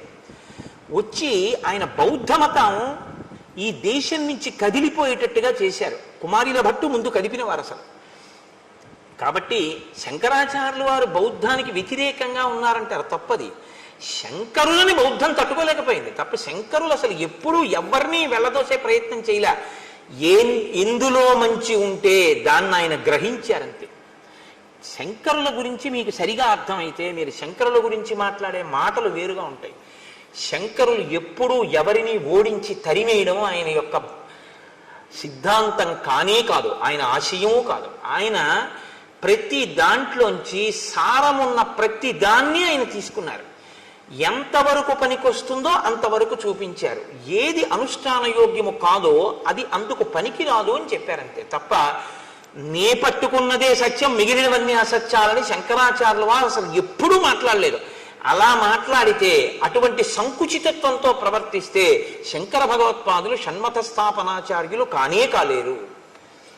తర్వాత చాలా మందికి ఒక అపోహ, శంకరాచార్యుల వారు విభూతి రేఖలు పెట్టుకుంటారు కాబట్టి ఆయన శివుడు, ఆయన పరమశివుణ్ణి ప్రధాన దైవంగా ఆరాధించిన వారు అని అనుకుంటారు. నేను మీకు ఒక యథార్థం చెప్పనా? శంకరాచార్యుల వారంత గొప్ప వైష్ణవుడు ఎక్కడ? శంకరాచార్యుల వారు చాలా గొప్ప వైష్ణవుడు. నేను ఎందుకు ఈ మాట అంటున్నానో తెలుసా అండి? శంకరాచార్యుల వారి ఆరాధ్య దైవం కృష్ణ పరమాత్మ. మీరు ఇప్పటికీ కాలడి వెడితే కాలడిలో ఆయన ఆరాధించినటువంటి కృష్ణ పరమాత్మ యొక్క స్వరూపాన్ని శృంగగిరి పీఠం వారే అక్కడ ఉంచారు. సచ్చిదానంద శివాభినవ నరసింహ భారతీ స్వామి వారు కదండి, మహానుభావుడు. ఆ ప్రాంతానికి వెళ్ళి శంకరులు ఎక్కడ స్నానం చేశారో, ఎక్కడ మొసలి ఆయన కాలు పట్టుకుందో ఆ ప్రాంతాన్ని గుర్తించి శంకర భగవత్పాదులు తన తల్లిగారిని సమాధి చేసినటువంటి ప్రదేశాన్ని కూడా గుర్తించి, అక్కడ శంకరాచార్యుల వారు పుట్టినటువంటి గదిని గుర్తించి ఆయన జ్ఞానశక్తి చేత అక్కడ శంకరాచార్యుల వారి గుడి కట్టించి, ఎక్కడ రోజు ఆయన వెళ్ళి స్నానం చేసేవారో, తల్లిగారు స్నానం చేసేవారో, పూర్ణానదిని తీసుకొచ్చినప్పుడు కృష్ణాలయం అందులో మునిగిపోతుంటే కృష్ణుడు శంకరా నేను ఇప్పుడు ఎక్కడుండను అంటే ఆయన తీసుకొచ్చి బయట ఎక్కడ పెట్టారో అవన్నిటినీ పరిరక్షించారు శృంగగిరి పీఠం వారు. సచ్చిదానంద శివాభినవ నరసింహ భారతీ జాతికి అందించినటువంటి గొప్ప ఉపకారం. అందుకే శృంగగిరి పీఠాన్ని అధివసించిన మహాపురుషులందరూ ఏదో ఒక గొప్పతనాన్ని ప్రతి ఒక్కరూ ఒక్కొక్కటి ఈ దేశానికి అందించి వెళ్ళారు.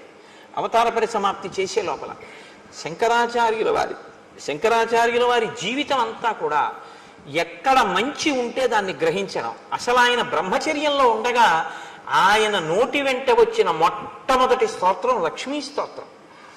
విభూతి పెట్టుకోవడం అంటారా? విభూతి పెట్టుకోవడం అనేటటువంటిది వైదికమైన ప్రక్రియ, వేదాంతర్గతము.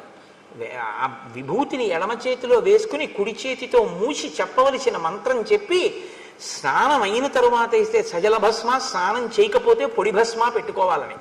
ఆ సజల భస్మని కుడి చేతితో మూసి మంత్రం చెప్తారు. నేను కాకినాడలో శివమహాపురాణం చెప్పినప్పుడు ఆ మంత్రాన్ని బోర్డుల మీద రాసి అందరికీ ప్రచారం చేశాం కూడా, ప్రింట్ వేసి ఇచ్చి ఇలా పెట్టుకోండి విభూతిని. ఆ సజల భస్మని పెట్టుకుంటారు. అది వేదోక్తం, అది పురాణోక్తం. అది అందుచేత శంకరాచార్యుల వారు విభూతి పెట్టుకుంటే ఆయన శైవుడని కాదు దాని అర్థం. ఆయన చాలా గొప్ప వైష్ణవుడు. ఆయన సౌరోపాసన, గాణాపత్యం, శాక్తేయం వారు సౌందర్యలహరి చేశారు. శంకర భగవత్పాదుల వంటి వ్యక్తి, శంకర భగవత్పాదుల వంటి అవతారం శంకరాచార్యుల వారి తర్వాత ఇప్పటి వరకు రాలేదు. నా భూతో నా భవిష్యతి అని నేను అన్నాను. ఎందుకో తెలుసా? అలాంటి అవతారం మళ్ళీ రావాలని కోరుకోవాలి మనందరం. కాబట్టి నా భవిష్యతి అన్నమాట నేను అన్నాను. కాబట్టి అంతటి మహానుభావుడు శంకర భగవత్పాదులు అంటే. సరే, నేను ఎందుకు మీతో ఇది మనవి చేయవలసి వచ్చింది అంటే ఒక దాంట్లోంచి ఒక దాంట్లోకి వెళ్ళడం జరిగింది. శంకరులకు ముందు సుబ్రహ్మణ్యేశ్వర స్వామి వారు వచ్చారు. నాన్నగారు వచ్చే లోపల ముందు కొడుకు వచ్చాడు. కర్మ మార్గాన్ని నేను పరిపుష్టం చేస్తే జనం సనాతన ధర్మం వైపుకి తిరుగుతారు. తిరిగిన తరువాత నాన్నగారు వచ్చి జ్ఞాన మార్గాన్ని నిలబెడతారని ఆయన కర్మ మార్గాన్ని పరిపుష్టం చేశారు. చేసినప్పుడు ఆయనకి బౌద్ధులతో ఒక వాదన జరిగింది. ఆయన బౌద్ధుల రహస్యాలు తెలుసుకున్నారు శఠబుద్ధితో ఒకప్పుడు. అలా తెలుసుకుంటే తప్ప ఖండించడం కుదరదని. తదనంతర కాలంలో ఆయన బౌద్ధుడు కాడు అని తెలుసుకుని ఆయన్ని సంహరించే ప్రయత్నం చేస్తే ఆయన ఏం చేశారంటే ఒక భవనం యొక్క పై అంతస్తులోంచి కిందకి దూకేస్తూ వేదమే ప్రమాణమైతే నాకు దెబ్బ తగలకుండుగాక అని దూకేశారు పైనుంచి. దూకేస్తే కుమారిల భట్టు కింద పడిపోయారు. కింద పడిపోతే ఆయనకి ఏమీ అవ్వలేదు, కానీ ఒక కన్ను మాత్రం దెబ్బతింది. ఆయన వెంటనే వేదమాత గాయత్రిని ప్రశ్నించారు. నేను వేదాన్ని నమ్మాను, నేను ప్రమాణమైతే అని చెప్పి దూకితే నాకేం అవ్వలేదు, కానీ నా కన్ను ఎందుకు దెబ్బతింది అని అడిగారు. వెంటనే అశరీరవాణిగా వేదం అంది, వేదమే ప్రమాణము కనుక నాకు దెబ్బ తగలకూడదని నువ్వు అని ఉండి ఉంటే నీకు దెబ్బ తగిలి ఉండేది కాదు. వేదమే ప్రమాణమైతే అంటే చిన్న అనుమానం ఉంది కాబట్టి కన్ను దెబ్బతింది. సంశయం ఒకటి చిన్నది పెట్టుకున్నావు కాబట్టి ఆ పాటి దెబ్బ నువ్వు తినవలసి ఉంటుంది. ఎందుకంటే మహాత్ముల పట్ల, దేవతా స్వరూపాల పట్ల ఆస్తిక్య బుద్ధి అంటే చేసేటప్పుడు నమ్మి చెయ్యాలి తప్ప ఉందో లేదో అన్న అనుమానంతో చేయకూడదు. సుగ్రీవుడు రాముడు చేస్తాడంటున్నాడు, కానీ పరీక్షలు పెడుతున్నాడు. దీని ఫలితం ఎక్కడికి పోతుంది? కాబట్టి ఇప్పుడు రాముడి మీదకి తోయకండి. రాముడికి తెలిసి రాముడు కావాలని బాణం వేయలేదు, ఓ కొమ్మ మీద తన్ని కూర్చోబెట్టాడని, లక్ష్మణుడికి కొమ్మ వేయలేదని, అందుకని రాముడు బాణం వేయకుండా బాగా దెబ్బలు తిన్నాక వెనక్కి తీసుకొచ్చి బుద్ధి వచ్చిందా అని చెప్పి అప్పుడు దండయించాడు అనుకోకండి. అలా అయితే అసలు రాలేదు అప్పుడు. అప్పుడు మీరు రాముని యొక్క శీలాన్ని మీరు అవమానించినట్లు అవుతుంది. రాముడు అలా ఉండడు, ఆయన త్రికరణ శుద్ధి. రామో దీర్ణాభిభాషతే, అమ్మా నాకు 2 మాటలు మాట్లాడడం చేత కాదమ్మా అన్నాడు ఆయన. కాబట్టి నేను చంపుతాను అని మాట ఇచ్చినటువంటి రాముడు చంపకుండా ఉండి మీ ఇద్దరు ఓలా ఉన్నారు అందుకు చంపలేరు అని రాముడు చెప్తే రాముడు అబద్ధం అన్నట్టు అవుతుంది. అప్పుడు మీరు రామాయణాన్ని సరిగ్గా పరిశీలన చేయలేదు, రామాయణం బాగా అర్థం చేసుకునే ప్రయత్నం మీరు చెయ్యలేదు అని గుర్తు. సుగ్రీవుడు రాముణ్ణి నమ్మాడు, కానీ అంటే but is a bit of poison, కానీ అనేటప్పటికి అందులో చిన్న అనుమానం ఉంది. అనుమానం ఉండి ఆయన యందు నమ్మకం కలగడానికి ఆయనకే పరీక్షలు పెట్టి క్లేశాన్ని కల్పించినందుకు మహాత్ముడైన రాముడు ఇబ్బంది పడ్డాడా? ఈశ్వరుడికి అనవసరం. రాముడు ఈశ్వరుడని మాట్లాడకండి. ఇప్పుడు రాముడు ఈశ్వరుడని మాట్లాడేశారనుకోండి, మీరు మళ్ళీ కథ ఇంకొక కొంత తొక్కేస్తుంది. ఇప్పటి వరకు నరుడనేగా మనం మాట్లాడుకుంటున్నాం, అలాగే మాట్లాడుకుందాం. కాబట్టి నరుడిగా అలా అయితే వెంటనే శంఖచక్రాలు గదా బాణ పద్మం చూపించేసి నీ మొహం ఎచ్చా నేను విష్ణువుని రా అని చెప్పచ్చు. అలా చెప్పలేదుగా. అస్థిపంజరాన్ని ఎత్తి అవతల పారేయమంటే ఎత్తి అవతల పారేసాడు. నరుడిగానే చూపిస్తున్నాడు, తనకే ఉపకారం కావాలన్నట్టే చూపిస్తున్నాడు ఆయన. సీతమ్మని నువ్వు వెతికి పెట్టాలన్నట్లు. కాబట్టి ఇప్పుడు మహాత్ముడి జోలికి వెళ్ళాడు అని మీరు చెప్పవలసి ఉంటుంది. ధర్మాన్ని అనుష్ఠించేటటువంటి వాడు, సత్యాన్ని పట్టుకున్నవాడు, మిత్రధర్మానికి కట్టుబడ్డవాడు, శక్తి ఉండి ప్రతిజ్ఞ చేసిన వాడైనా అలా కుదరదయ్యా, నువ్వు చేసినా నేను నమ్మను, నువ్వు ఇవి చేస్తేనే నేను నమ్ముతాను అనేసి ఉంటే ఇంకోలా ఉంటుంది. నువ్వు ఇంద్రుడంతటి వాడివి, ఇంద్రుడిని గెలుస్తావు కానీ అంటూ ఉండడం మాట ఒకలా, లోపల ఒకలా సుగ్రీవుడికి ఉంది. కాబట్టి ఇప్పుడు రాముడు బాధపడ్డాడా లేదా పక్కన ఉంచండి.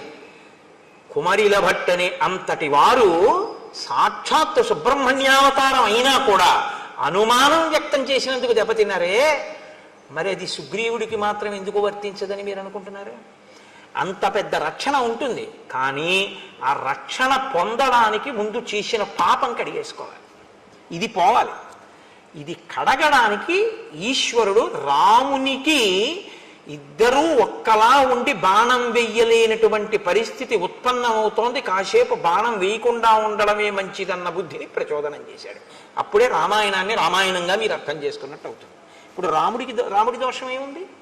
ఆయన అదే చెప్పాడు, మీ ఇద్దరూ అశ్విని దేవతల్లో ఉన్నారు, ఒక్క బాణం సరే వేసేద్దాం ఏమైతే అయింది అని వేసేయడానికి అది మామూలు బాణం కాదు, ప్రాణాలు ఉగ్గడించేస్తుంది. నువ్వు చచ్చిపోతే ఇక నా జీవితం వ్యర్థం. ఎందుకంటే నేను ధర్మం తప్పలేదన్నాడే. నేను ఎప్పుడు ధర్మం తప్పలేదు. మిత్రుణ్ణి చంపేసి మాట ఇచ్చి నిన్ను కాపాడతాను అని అగ్నిసాక్షిగా నేను నీతో స్నేహం చేసి ఎవరెవరో గుర్తుపట్టలేకపోతున్నాను అని తెలిసి కూడా బాణం వేసేనా?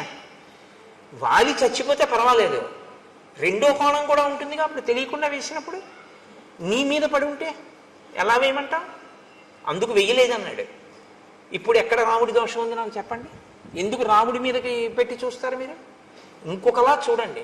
కిష్కింధకాండ దగ్గరికి వచ్చేటప్పటికి ఉన్న ఇబ్బంది ఏమిటంటే, కిష్కింధకాండలో రాముణ్ణి సరిగ్గా అర్థం చేసుకునే ప్రయత్నం లేక రాముని యందు దోషం ఆరోపించి చెట్టు చాటు నుంచి కొట్టాడు, వాలితో ఇలా అన్నాడు, బాణం వేయకుండా వచ్చేసాడు, సుగ్రీవుడు 2 మాటలు దెబ్బలు తిన్నాడు, ఇవన్నీ ఏవో తెలివి తక్కువ మాటలు అంటుంటాం మనం. కానీ సక్రమంగా మీరు అర్థం చేసుకుంటే రామచంద్రమూర్తి యొక్క శీల వైభవం మీకు అర్థమవుతుంది. మీకు ఒక యథార్థం చెప్పనా? మీరు ఇలా అర్థం చేసుకోవడానికి ప్రయత్నించినప్పుడు అర్థం అవ్వడం కూడా రామానుగ్రహంగానే అర్థమవుతుంది. ఆ రామానుగ్రహంతో అర్థమై మీరు మనసులో అంత ఆనందించగానే, రామా ఎంత ధర్మాత్ముడవో అని ఆలోచించగానే మీ యందు ఒక మార్పు వస్తుంది. ఏమిటో తెలుసా అండి? మీరు మహాత్ముల జోలికి వెళ్ళరు. తప్పు వాళ్ళ జోలికి మనం వెళ్ళకూడదు అన్న నిశ్చయాత్మక బుద్ధితో ఉంటారు కాబట్టి మీకు ఇబ్బందులు రాకుండా ఉంటాయి. సరికదా మహాత్ముల యందు అలా ప్రవర్తించకపోవడం మీకు సత్య ఫలితాన్ని ఇస్తుంది. ఏ సత్య ఫలితం? విజయాన్ని మీకు ఇస్తుంది. అది మీకు వెంటనే చూపిస్తారు మహర్షి. ఎంత గమ్మత్తుగా ఉంటుందో అందుకే రామాయణం. కాబట్టి చూడండి, ఇప్పుడు మెడలో పుష్పమాల వేసి గజపుష్పీం ఇమాం పుల్లాం ఉత్పాట్య శుభలక్షణాం కురు లక్ష్మణ కంఠేస్య సుగ్రీవస్య మహాత్మనః. ఇప్పుడు ఆ పాపము కడగబడినటువంటి మహాత్ముడు కాబట్టి ఈ గజపుష్పమాలతో నువ్వు యుద్ధానికి వెళ్ళు. ఆయన మళ్ళీ బయలుదేరి నడుస్తున్నారు. అగ్రతస్తు యయౌ తస్య రాఘవస్య మహాత్మనః సుగ్రీవ సంహత గ్రీవో లక్ష్మణస్య మహాబలః పృష్ఠతో హనుమాన్ వీరో నలో నీలశ్చ వానరః తారశ్చైవ మహాతేజ హరియూధ సయూధపః. ముందు లక్ష్మణుడు సుగ్రీవుడు నడుస్తున్నారు, వారి వెనక రాముడు నడుస్తున్నారు. రాముడి వెనక హనుమ, తారుడు, ఆ తరువాత నలుడు, నీలుడు, వీళ్ళు ఆయన వెనక నడుస్తున్నారు. అందరూ కలిసి వెడుతున్నారు.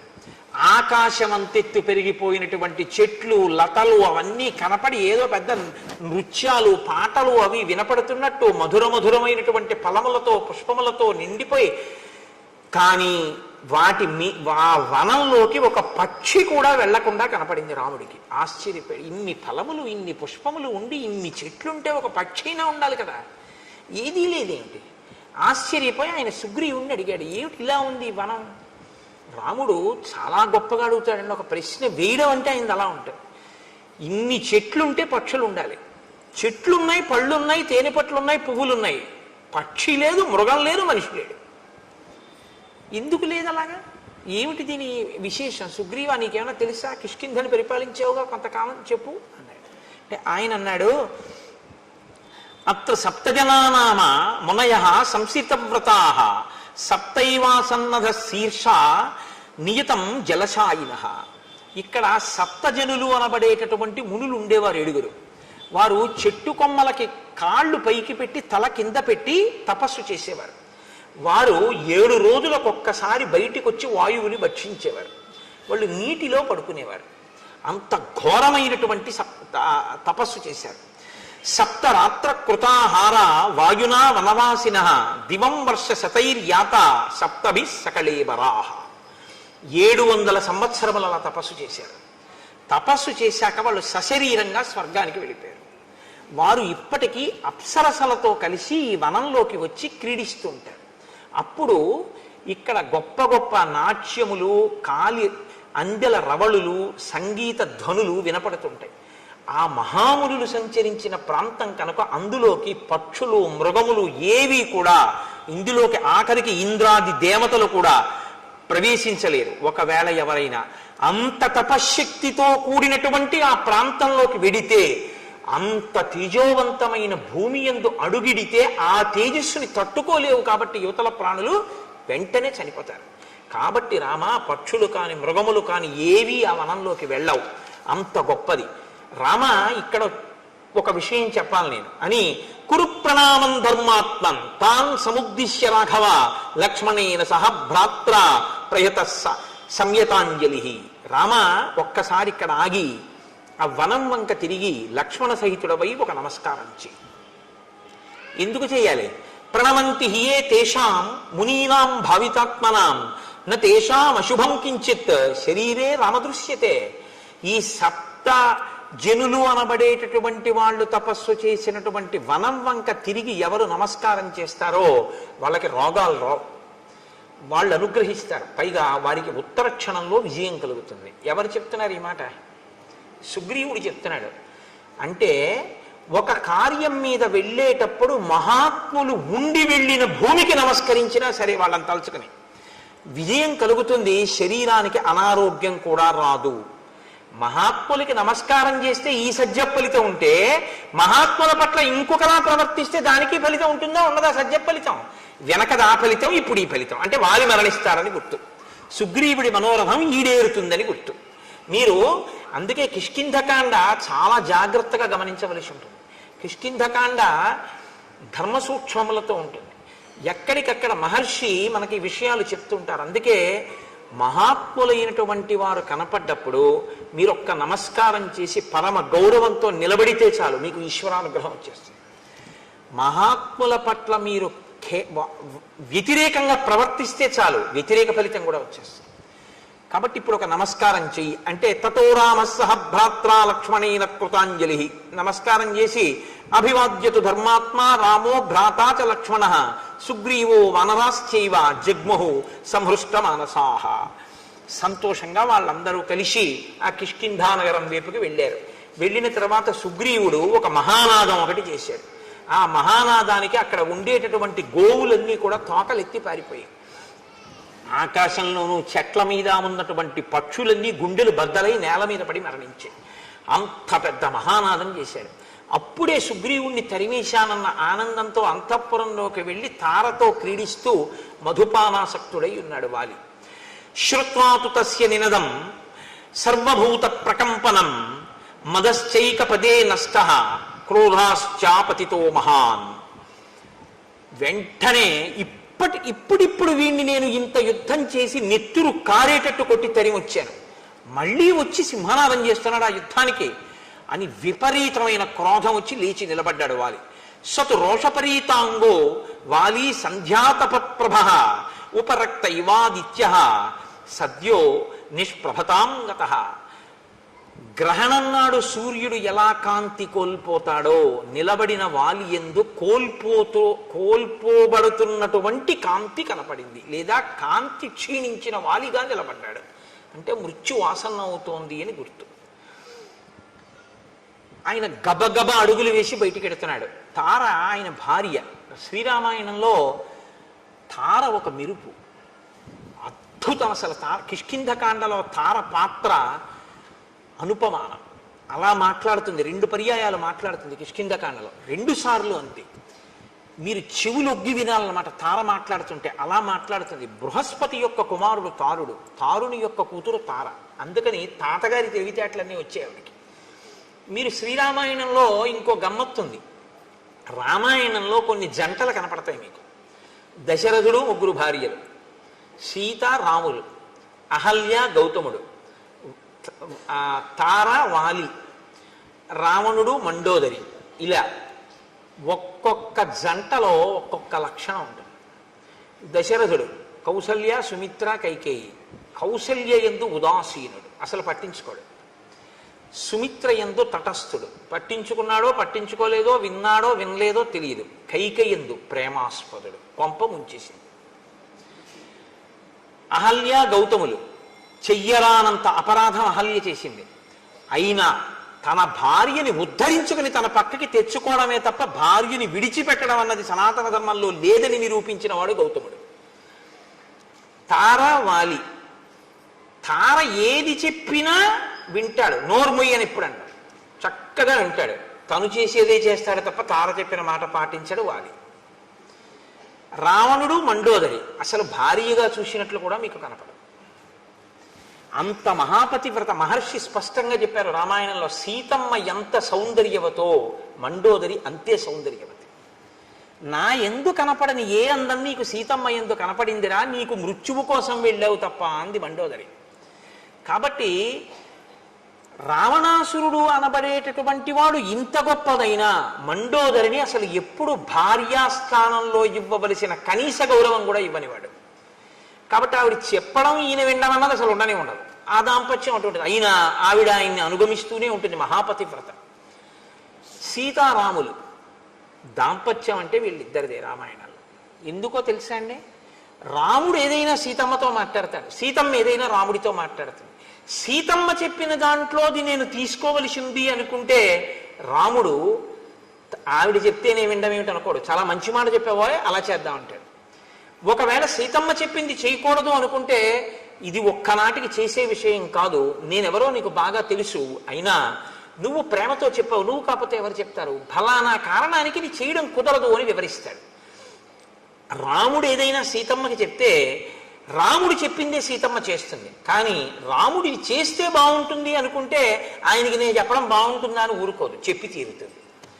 ఇది సీతారాములిద్దరిది పెద్దలు కుదిర్చిన వివాహం. దశరథ మహారాజు జనకుడు కుదిర్చిన వివాహం. పెద్దలు కుదిర్చిన వివాహం ఏదో అది రామాయణంలో టోటల్ సక్సెస్.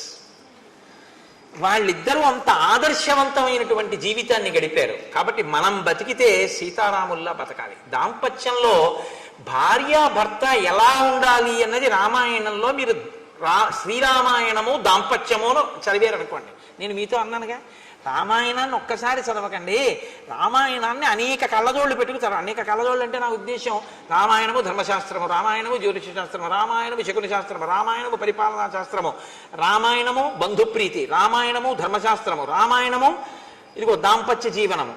ఇలా మీరు ఎలా కావాలనుకుంటే అలా రామాయణాన్ని చూడొచ్చు. వెంటనే మీకు రామాయణం నుంచి వచ్చేస్తుంది అంతే సారం. మీరు ఎలా ఉండాలో రామాయణం చెప్పేస్తుంది. అందుకే రామాయణం వేదోపబృంహణం. రామాయణం చెప్పండి లోకంలో ఏమీ ఉండదు, అన్నీ చెప్తుంది రామాయణం. కానీ రామాయణాన్ని మీరు చెప్పాలి, రామాయణాన్నే మీరు చదవాలి, రామాయణాలు చెప్పకూడదు. వాల్మీకి రామాయణాన్నే చదువుకోండి, అంటే మిగిలినవి చదవద్దని కాదు, చదివి సంతోషించండి. వాల్మీకి మహర్షికి ప్రత్యక్షంగా ఆచమనం చేస్తే ఏది కనపడి సత్యమై రచింపబడిందో అది వాల్మీకి రామాయణం ఒకటి. మిగిలినవి అనుభవింపబడి రచింపబడినటువంటి రామాయణాలు. కాబట్టి లోకంలో అందుకే ఓ మాట వచ్చిన ఏదో రామాయణం చెప్పి వెళ్ళాడా అంటే ఏది చెప్పినా రామాయణంలోంచి తప్ప చెప్పడానికి ఇంకో చోటు నుంచి ఉండదు. కాబట్టి ఇప్పుడు ఆ తార వెడుతున్నటువంటి వాలిని ఆపంది. వాలి దంస్ట్రా కరాళస్తు క్రోధా దీప్తాగ్ని సన్నిభ భాత్యుత్పతిత పద్మాభ సంమృణాల ఇవ హ్రద. ఆ వెడుతున్నటువంటి ఆ వాలిని ఆపి తార అంటుంది, నీవు తొందరపడి మళ్ళీ ఇప్పుడిప్పుడే ఏ సుగ్రీవుణ్ణి పిడికిటి పోట్లు పడిచి నెత్తురు కారేటట్టు కొట్టావో ఆ సుగ్రీవుడి మీద యుద్ధానికి నువ్వు మళ్ళీ వెడుతున్నావు. కానీ సాధుక్రోధమిమం వీర నదీవేగమివాగతం శయానాద్దుదిత కాల్యం త్యజ భుక్తామివస్రయం.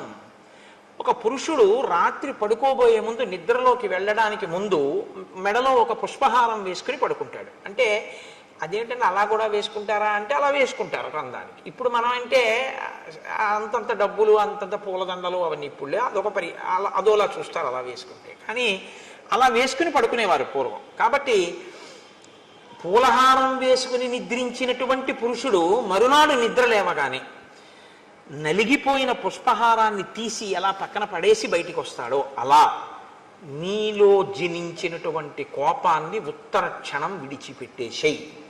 నదీ ప్రవాహంలా వస్తోంది నీకు కోపం, ముంచెత్తుతోంది నేను. ఆ ముంచెత్తుతున్న ప్రవాహాన్ని పురుషుడు దండ వేసుకుని రాత్రి పడుకున్నవాడు ఉదయం విడిచిపెట్టినట్టు ఆ క్రోధాన్ని నువ్వు విడిచిపెట్టు. నేను చెప్పిన మాట విన. సహసాతవ నిష్క్రామో మమ తావన్న రోచతే శ్రూయతాం చాభిదాస్యామి ఎన్నిమిత్తం నివార్యసే. ఇప్పుడొద్దు యుద్ధానికి, వెడుదుగాను యుద్ధానికి, నువ్వు వెళ్ళొద్దు, యుద్ధం చెయ్యొద్దు, ఇంట్లోనే ఉండు, వెన్ను చూపించు అని నేను అనను. కానీ నీ తమ్ముడు ఇప్పుడు వచ్చి మళ్ళీ సింహనాదం చేస్తున్నాడు. కానీ వెళ్ళవద్దు ఇప్పుడు యుద్ధానికి. ఎందుకు వెళ్ళవద్దు అంటున్నానో నువ్వు విను జాగ్రత్తగా. తప్ప క్రోధంతో గబగబా తొందరపడిపోయి వెళ్ళిపోవద్దు. త్వయాతస్య నిరస్తస్య పీడితస్య విశేషతః ఇహైత్య పునరాహ్వానం శంకాం జనయతీవమే.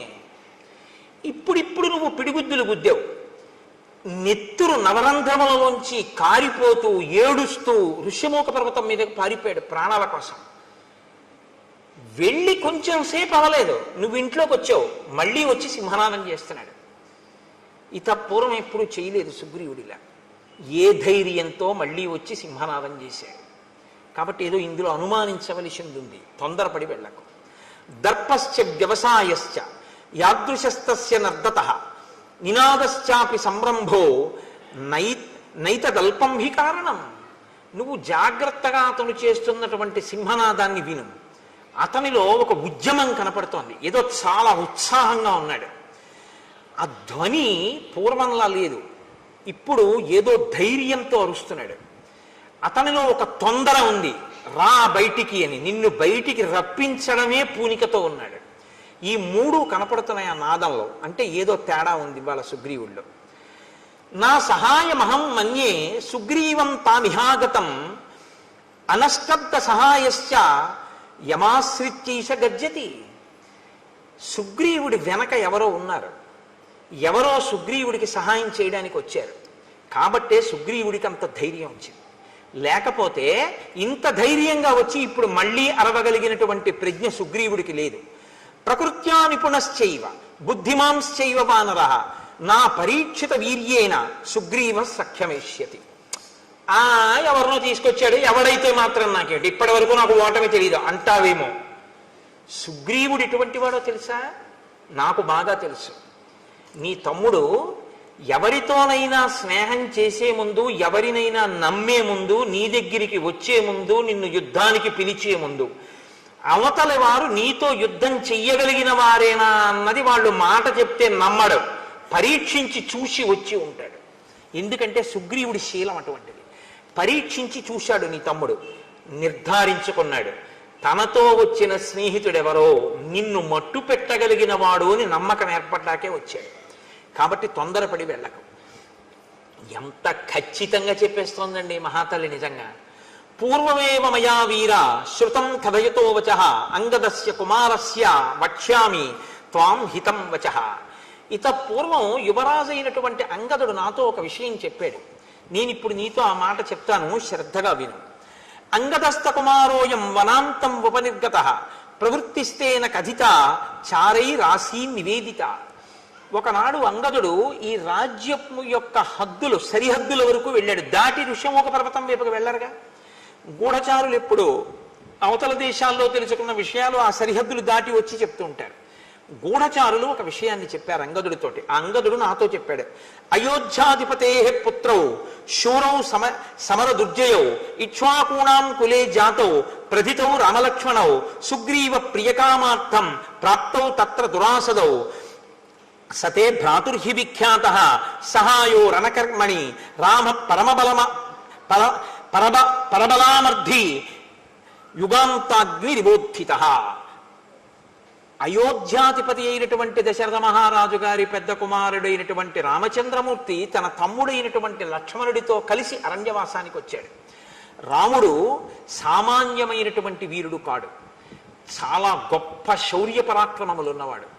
అటువంటి రాముడు సుగ్రీవుడితో స్నేహం చేశాడు అని గూఢచారులు మనకి వర్తమానం చెప్పారు. నివాస వృక్ష సాధూనాం ఆపన్నానాం పరాగతి ఆర్తానాం సంశ్రయశ్చైవ యశశ్చైక భాజనం.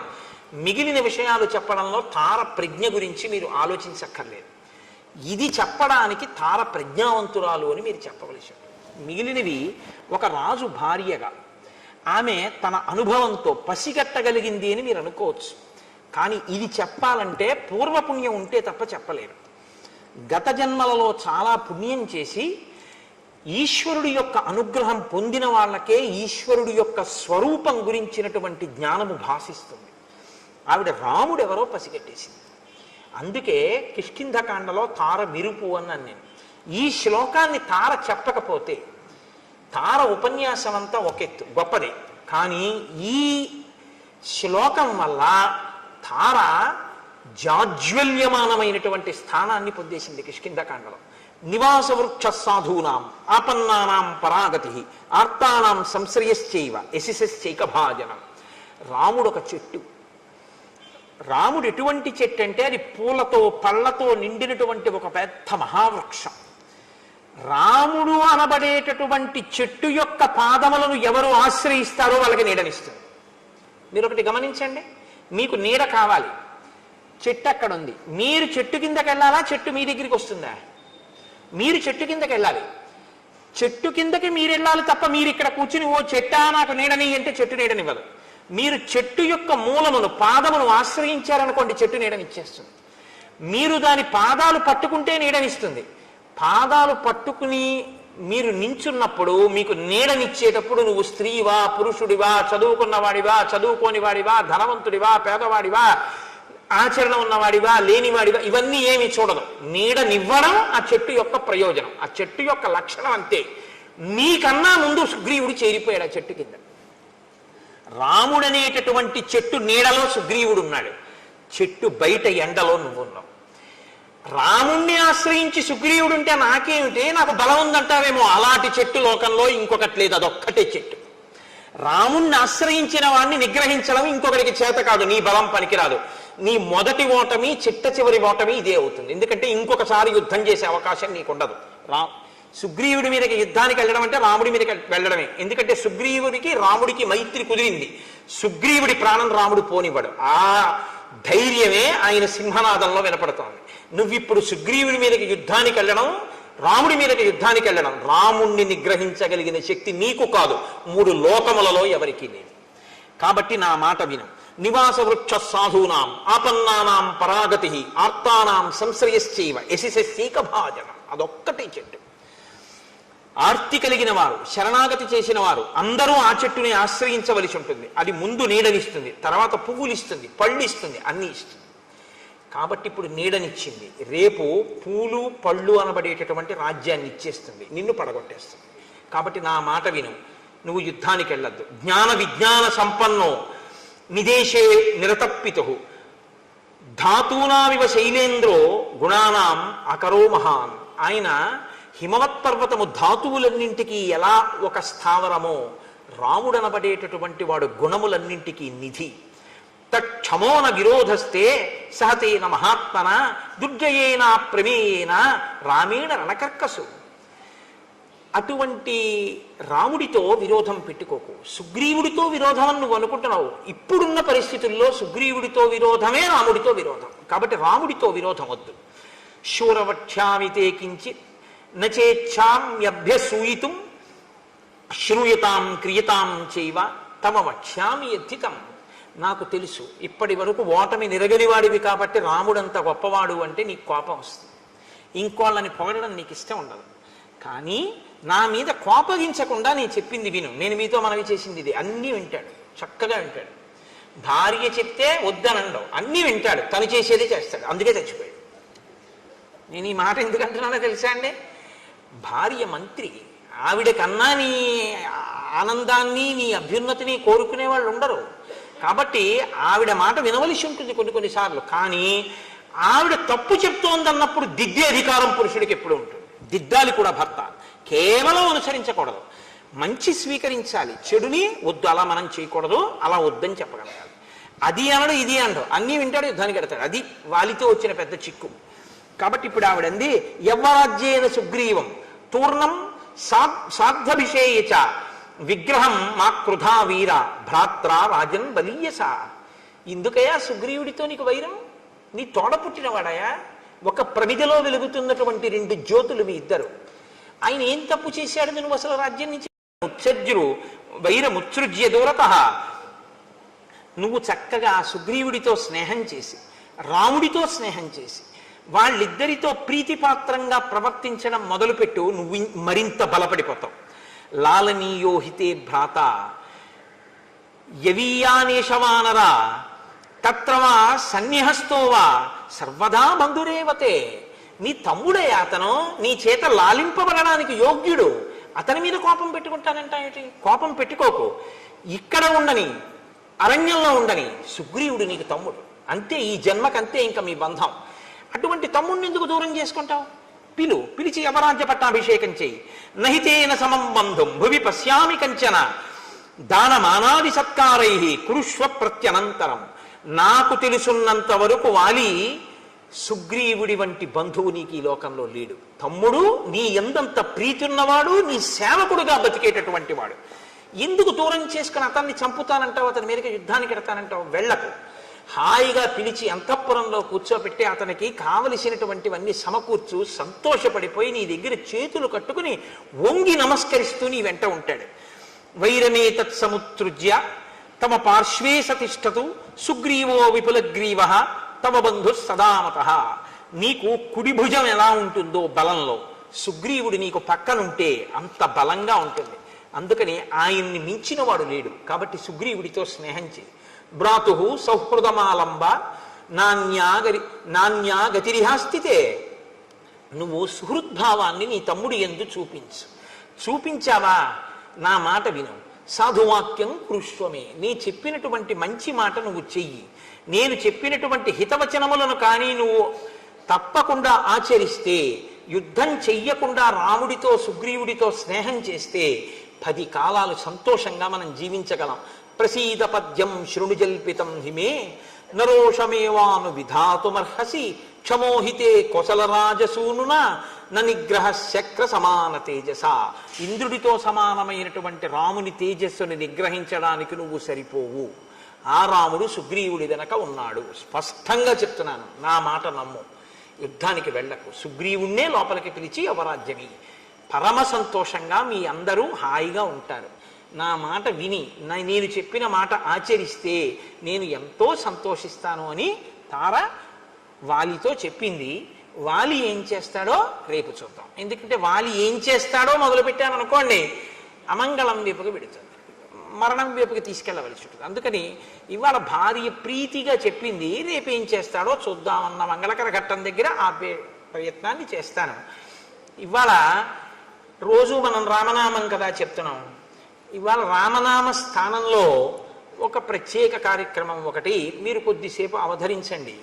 లోకంలో ఒక మర్యాద ఒకటి ఉంది. ఏమిటా మర్యాద అంటే, ఏదైనా చేస్తున్నటువంటి క్రతువు కానీ, చేస్తున్నటువంటి జరుగుతున్న ఒక సభ కానీ పూర్ణంగా పవిత్రం అయిపోయింది, భగవంతుడు పరిపూర్ణంగా ఆశీర్వదించాడు, చాలా సంతోషించాడని గుర్తు ఏమిటో తెలుసా అండి?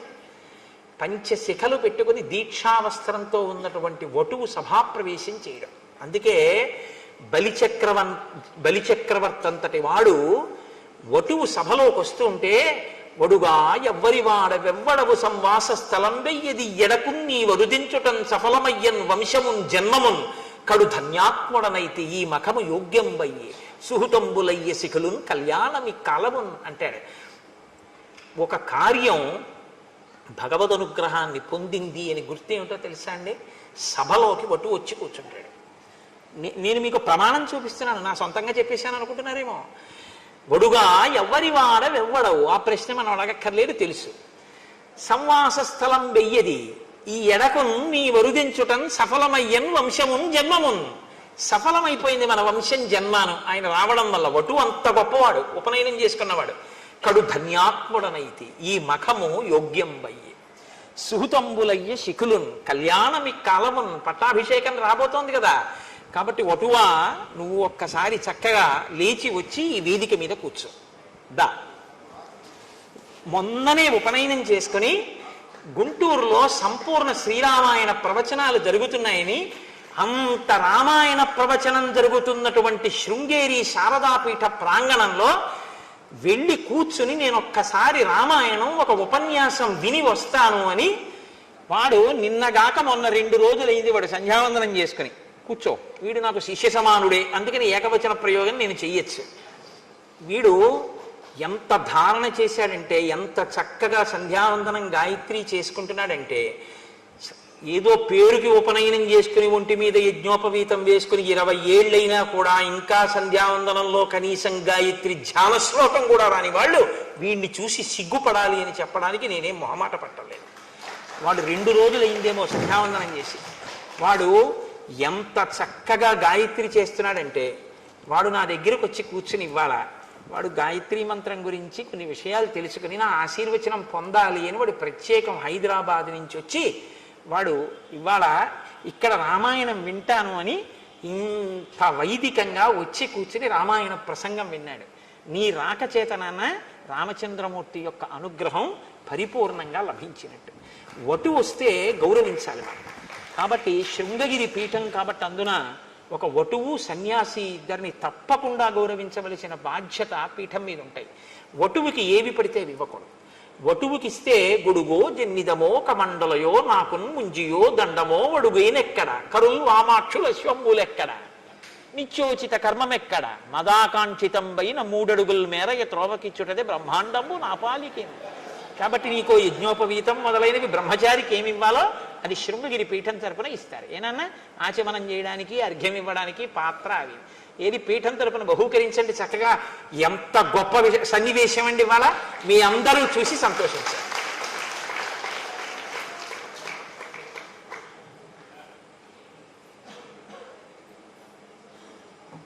ఇవ్వండి, చక్క ఒక్కొక్కటి తీసి ఇవ్వండి వాడికి. దర్భాసనం పరమ పవిత్రం, అది వేసుకుని చక్కగా సంధ్యావందనం చేసుకో. ఏది నువ్వు లే ఒక్కసారి కూర్చో.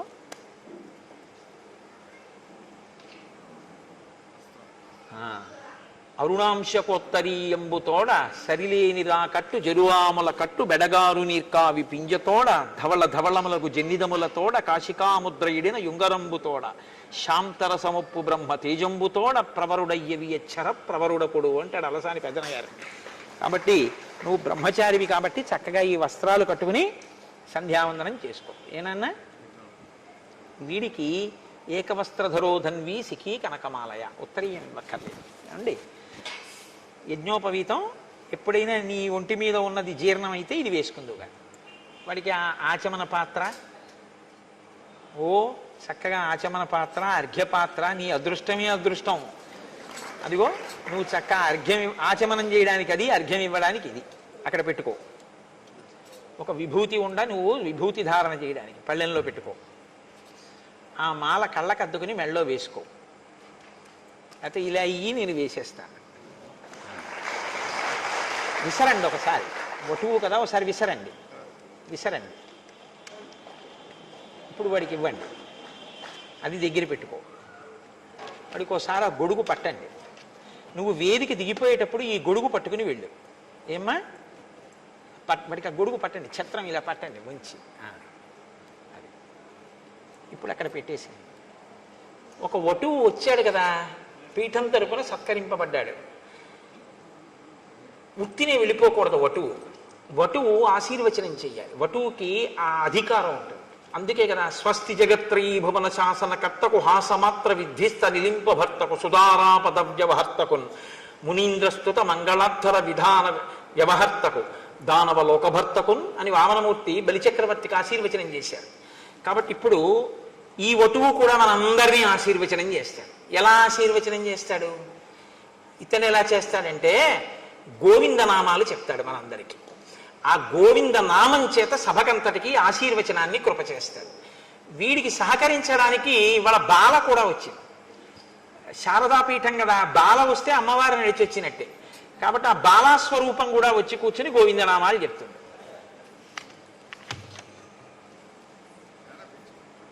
ఓ చిన్న ఆసనం ఏదైనా వేయండి, తీసుకో నాన్న.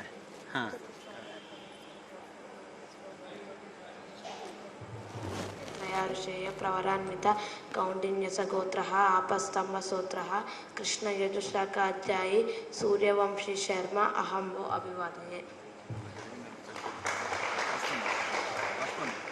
వస్త్రం పట్టు, వస్త్రం పట్టు నాన్న. నీ ఉత్తరీయం ఇలా పట్టు, అలా పట్టు.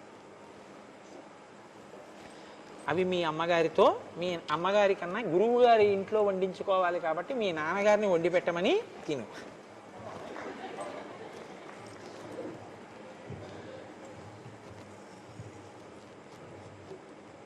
ఇది నేను బిగించేశాను, అది మీరు బిగించండి ఆ పాప దగ్గరే.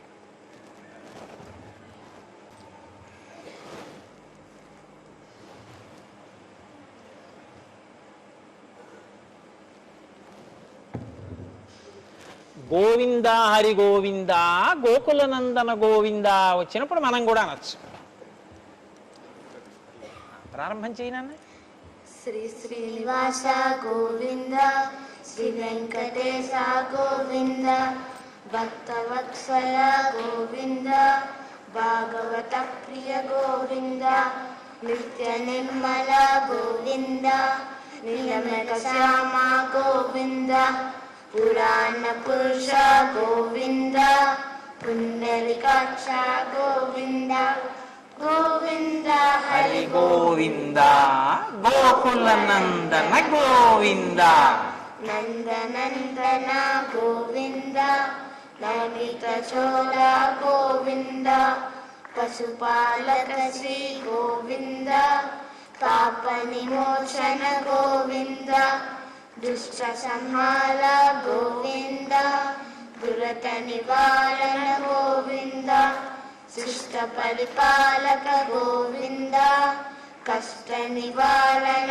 గోవింద గోవింద హరి గోవింద గోకుల నందన గోవింద వజ్రమకుటధర గోవింద వరాహమూర్తి గోవింద గోపీజన గోవింద గోవర్ధనోద్ధార గోవింద దశరథ నందన గోవింద దశముఖమర్దన గోవింద పక్షివాహన గోవింద పాండవ ప్రియ గోవింద గోవింద హరి గోవింద గోకుల నందన గోవింద మత్స్యకూర్మ గోవింద మధుసూదన హరి గోవింద వరాహ నరసింహ గోవింద వానర గురుగ్రామ గోవింద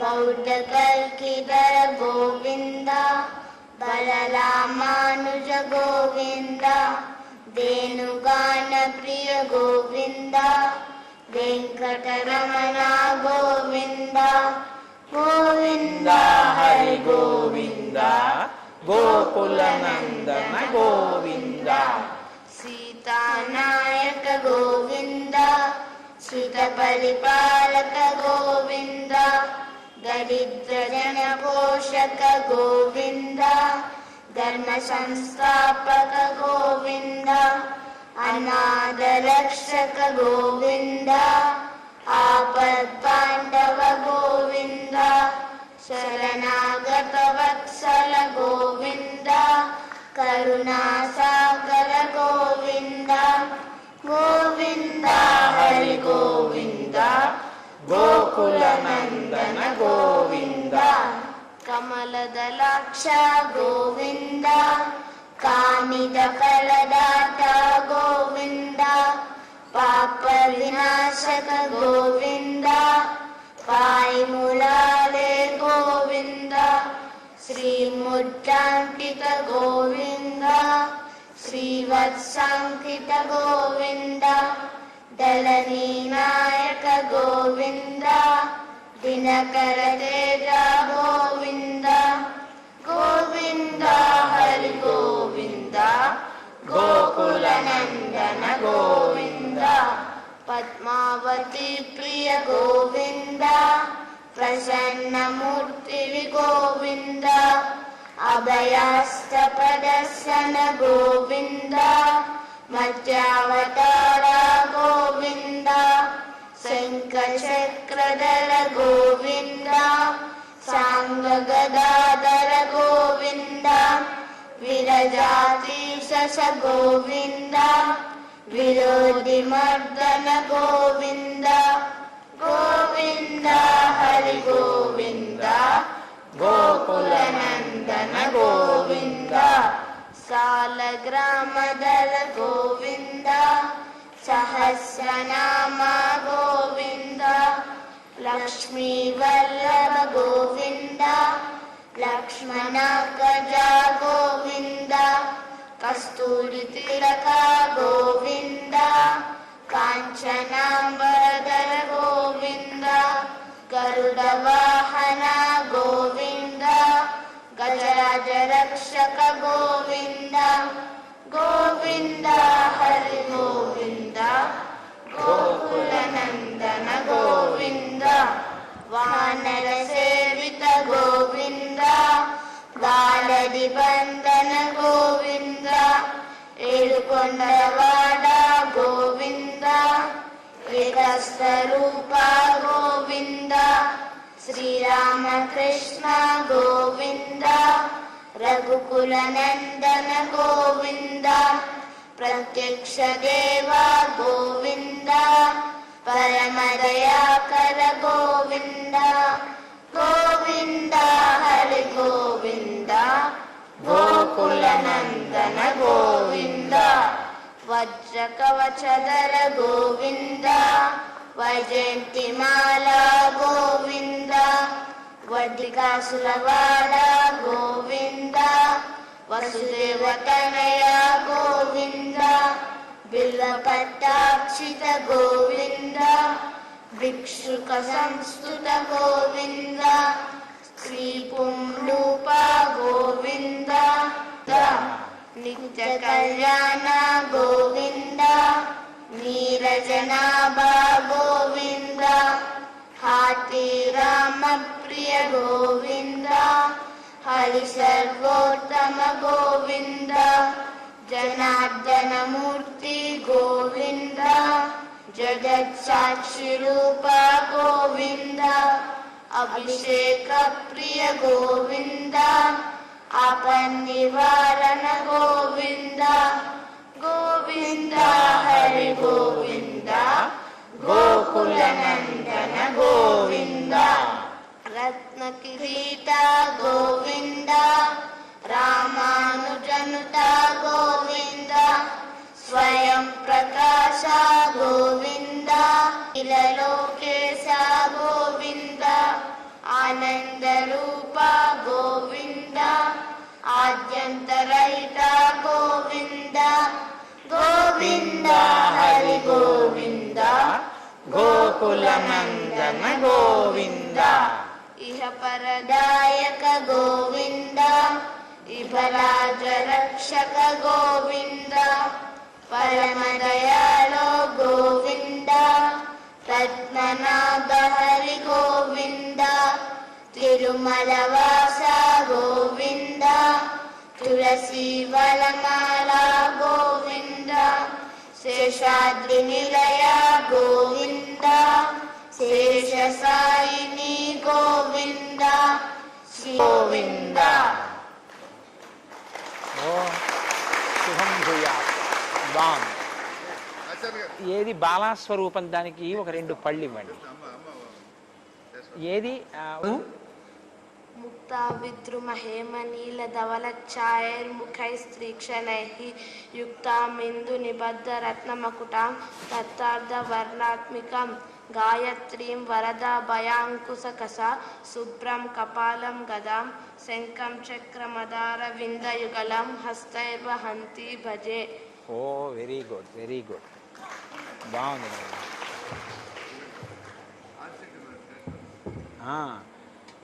भवति जायमानोन्नाङ्के दुर्षामेत्यग्रे भागं देवेभ्यो विददाध्यायन् प्रचन्द्रमा स्थिरति दीर्घमायुः यादास्तं विपरेतना. శారదమ్మ వారి శేషవస్త్రం. ఇప్పుడు ఇది ఇలా అయ్యి చెప్తాను. ఇది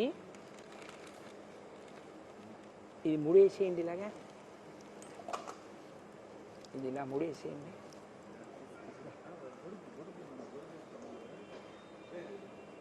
ఇచ్చేస్తారా? గొడుగేసుకో. ఇది ఎడం చేత్తో పట్టుకో, మూట వేసుకుని చక్కగా మెల్లగా దిగి వెళ్ళు. వాడికి జాగ్రత్తగా చేయి పట్టుకుని సహకరించండి గోపాలకృష్ణ గారు. మంగళాశాసనపరైః మదాచార్య పురోగమైః సర్వైశ్చ పూర్వైరాచార్యైః సత్కృతాయాస్తు మంగళం. మంగళం కోసలేంద్రాయ మహనీయ గుణాత్మనే చక్రవర్తి తనూజాయ సర్వభౌమాయ మంగళం. ఉమాకాంతాయ కాంతాయ కామితార్థప్రదాయినే శ్రీగిరీశాయ దేవాయ మల్లినాథాయ మంగళం. కరచరణకృతం వా కర్మవాక్కాయజం వా శ్రవణనైనజం వా మానసం వాపరాధం విహితమవిహితం వా రుణాబ్ధే శ్రీమహాదేవ శంభో. సర్వం శ్రీ ఉమామహేశ్వర పరబ్రహ్మార్పణమస్తు.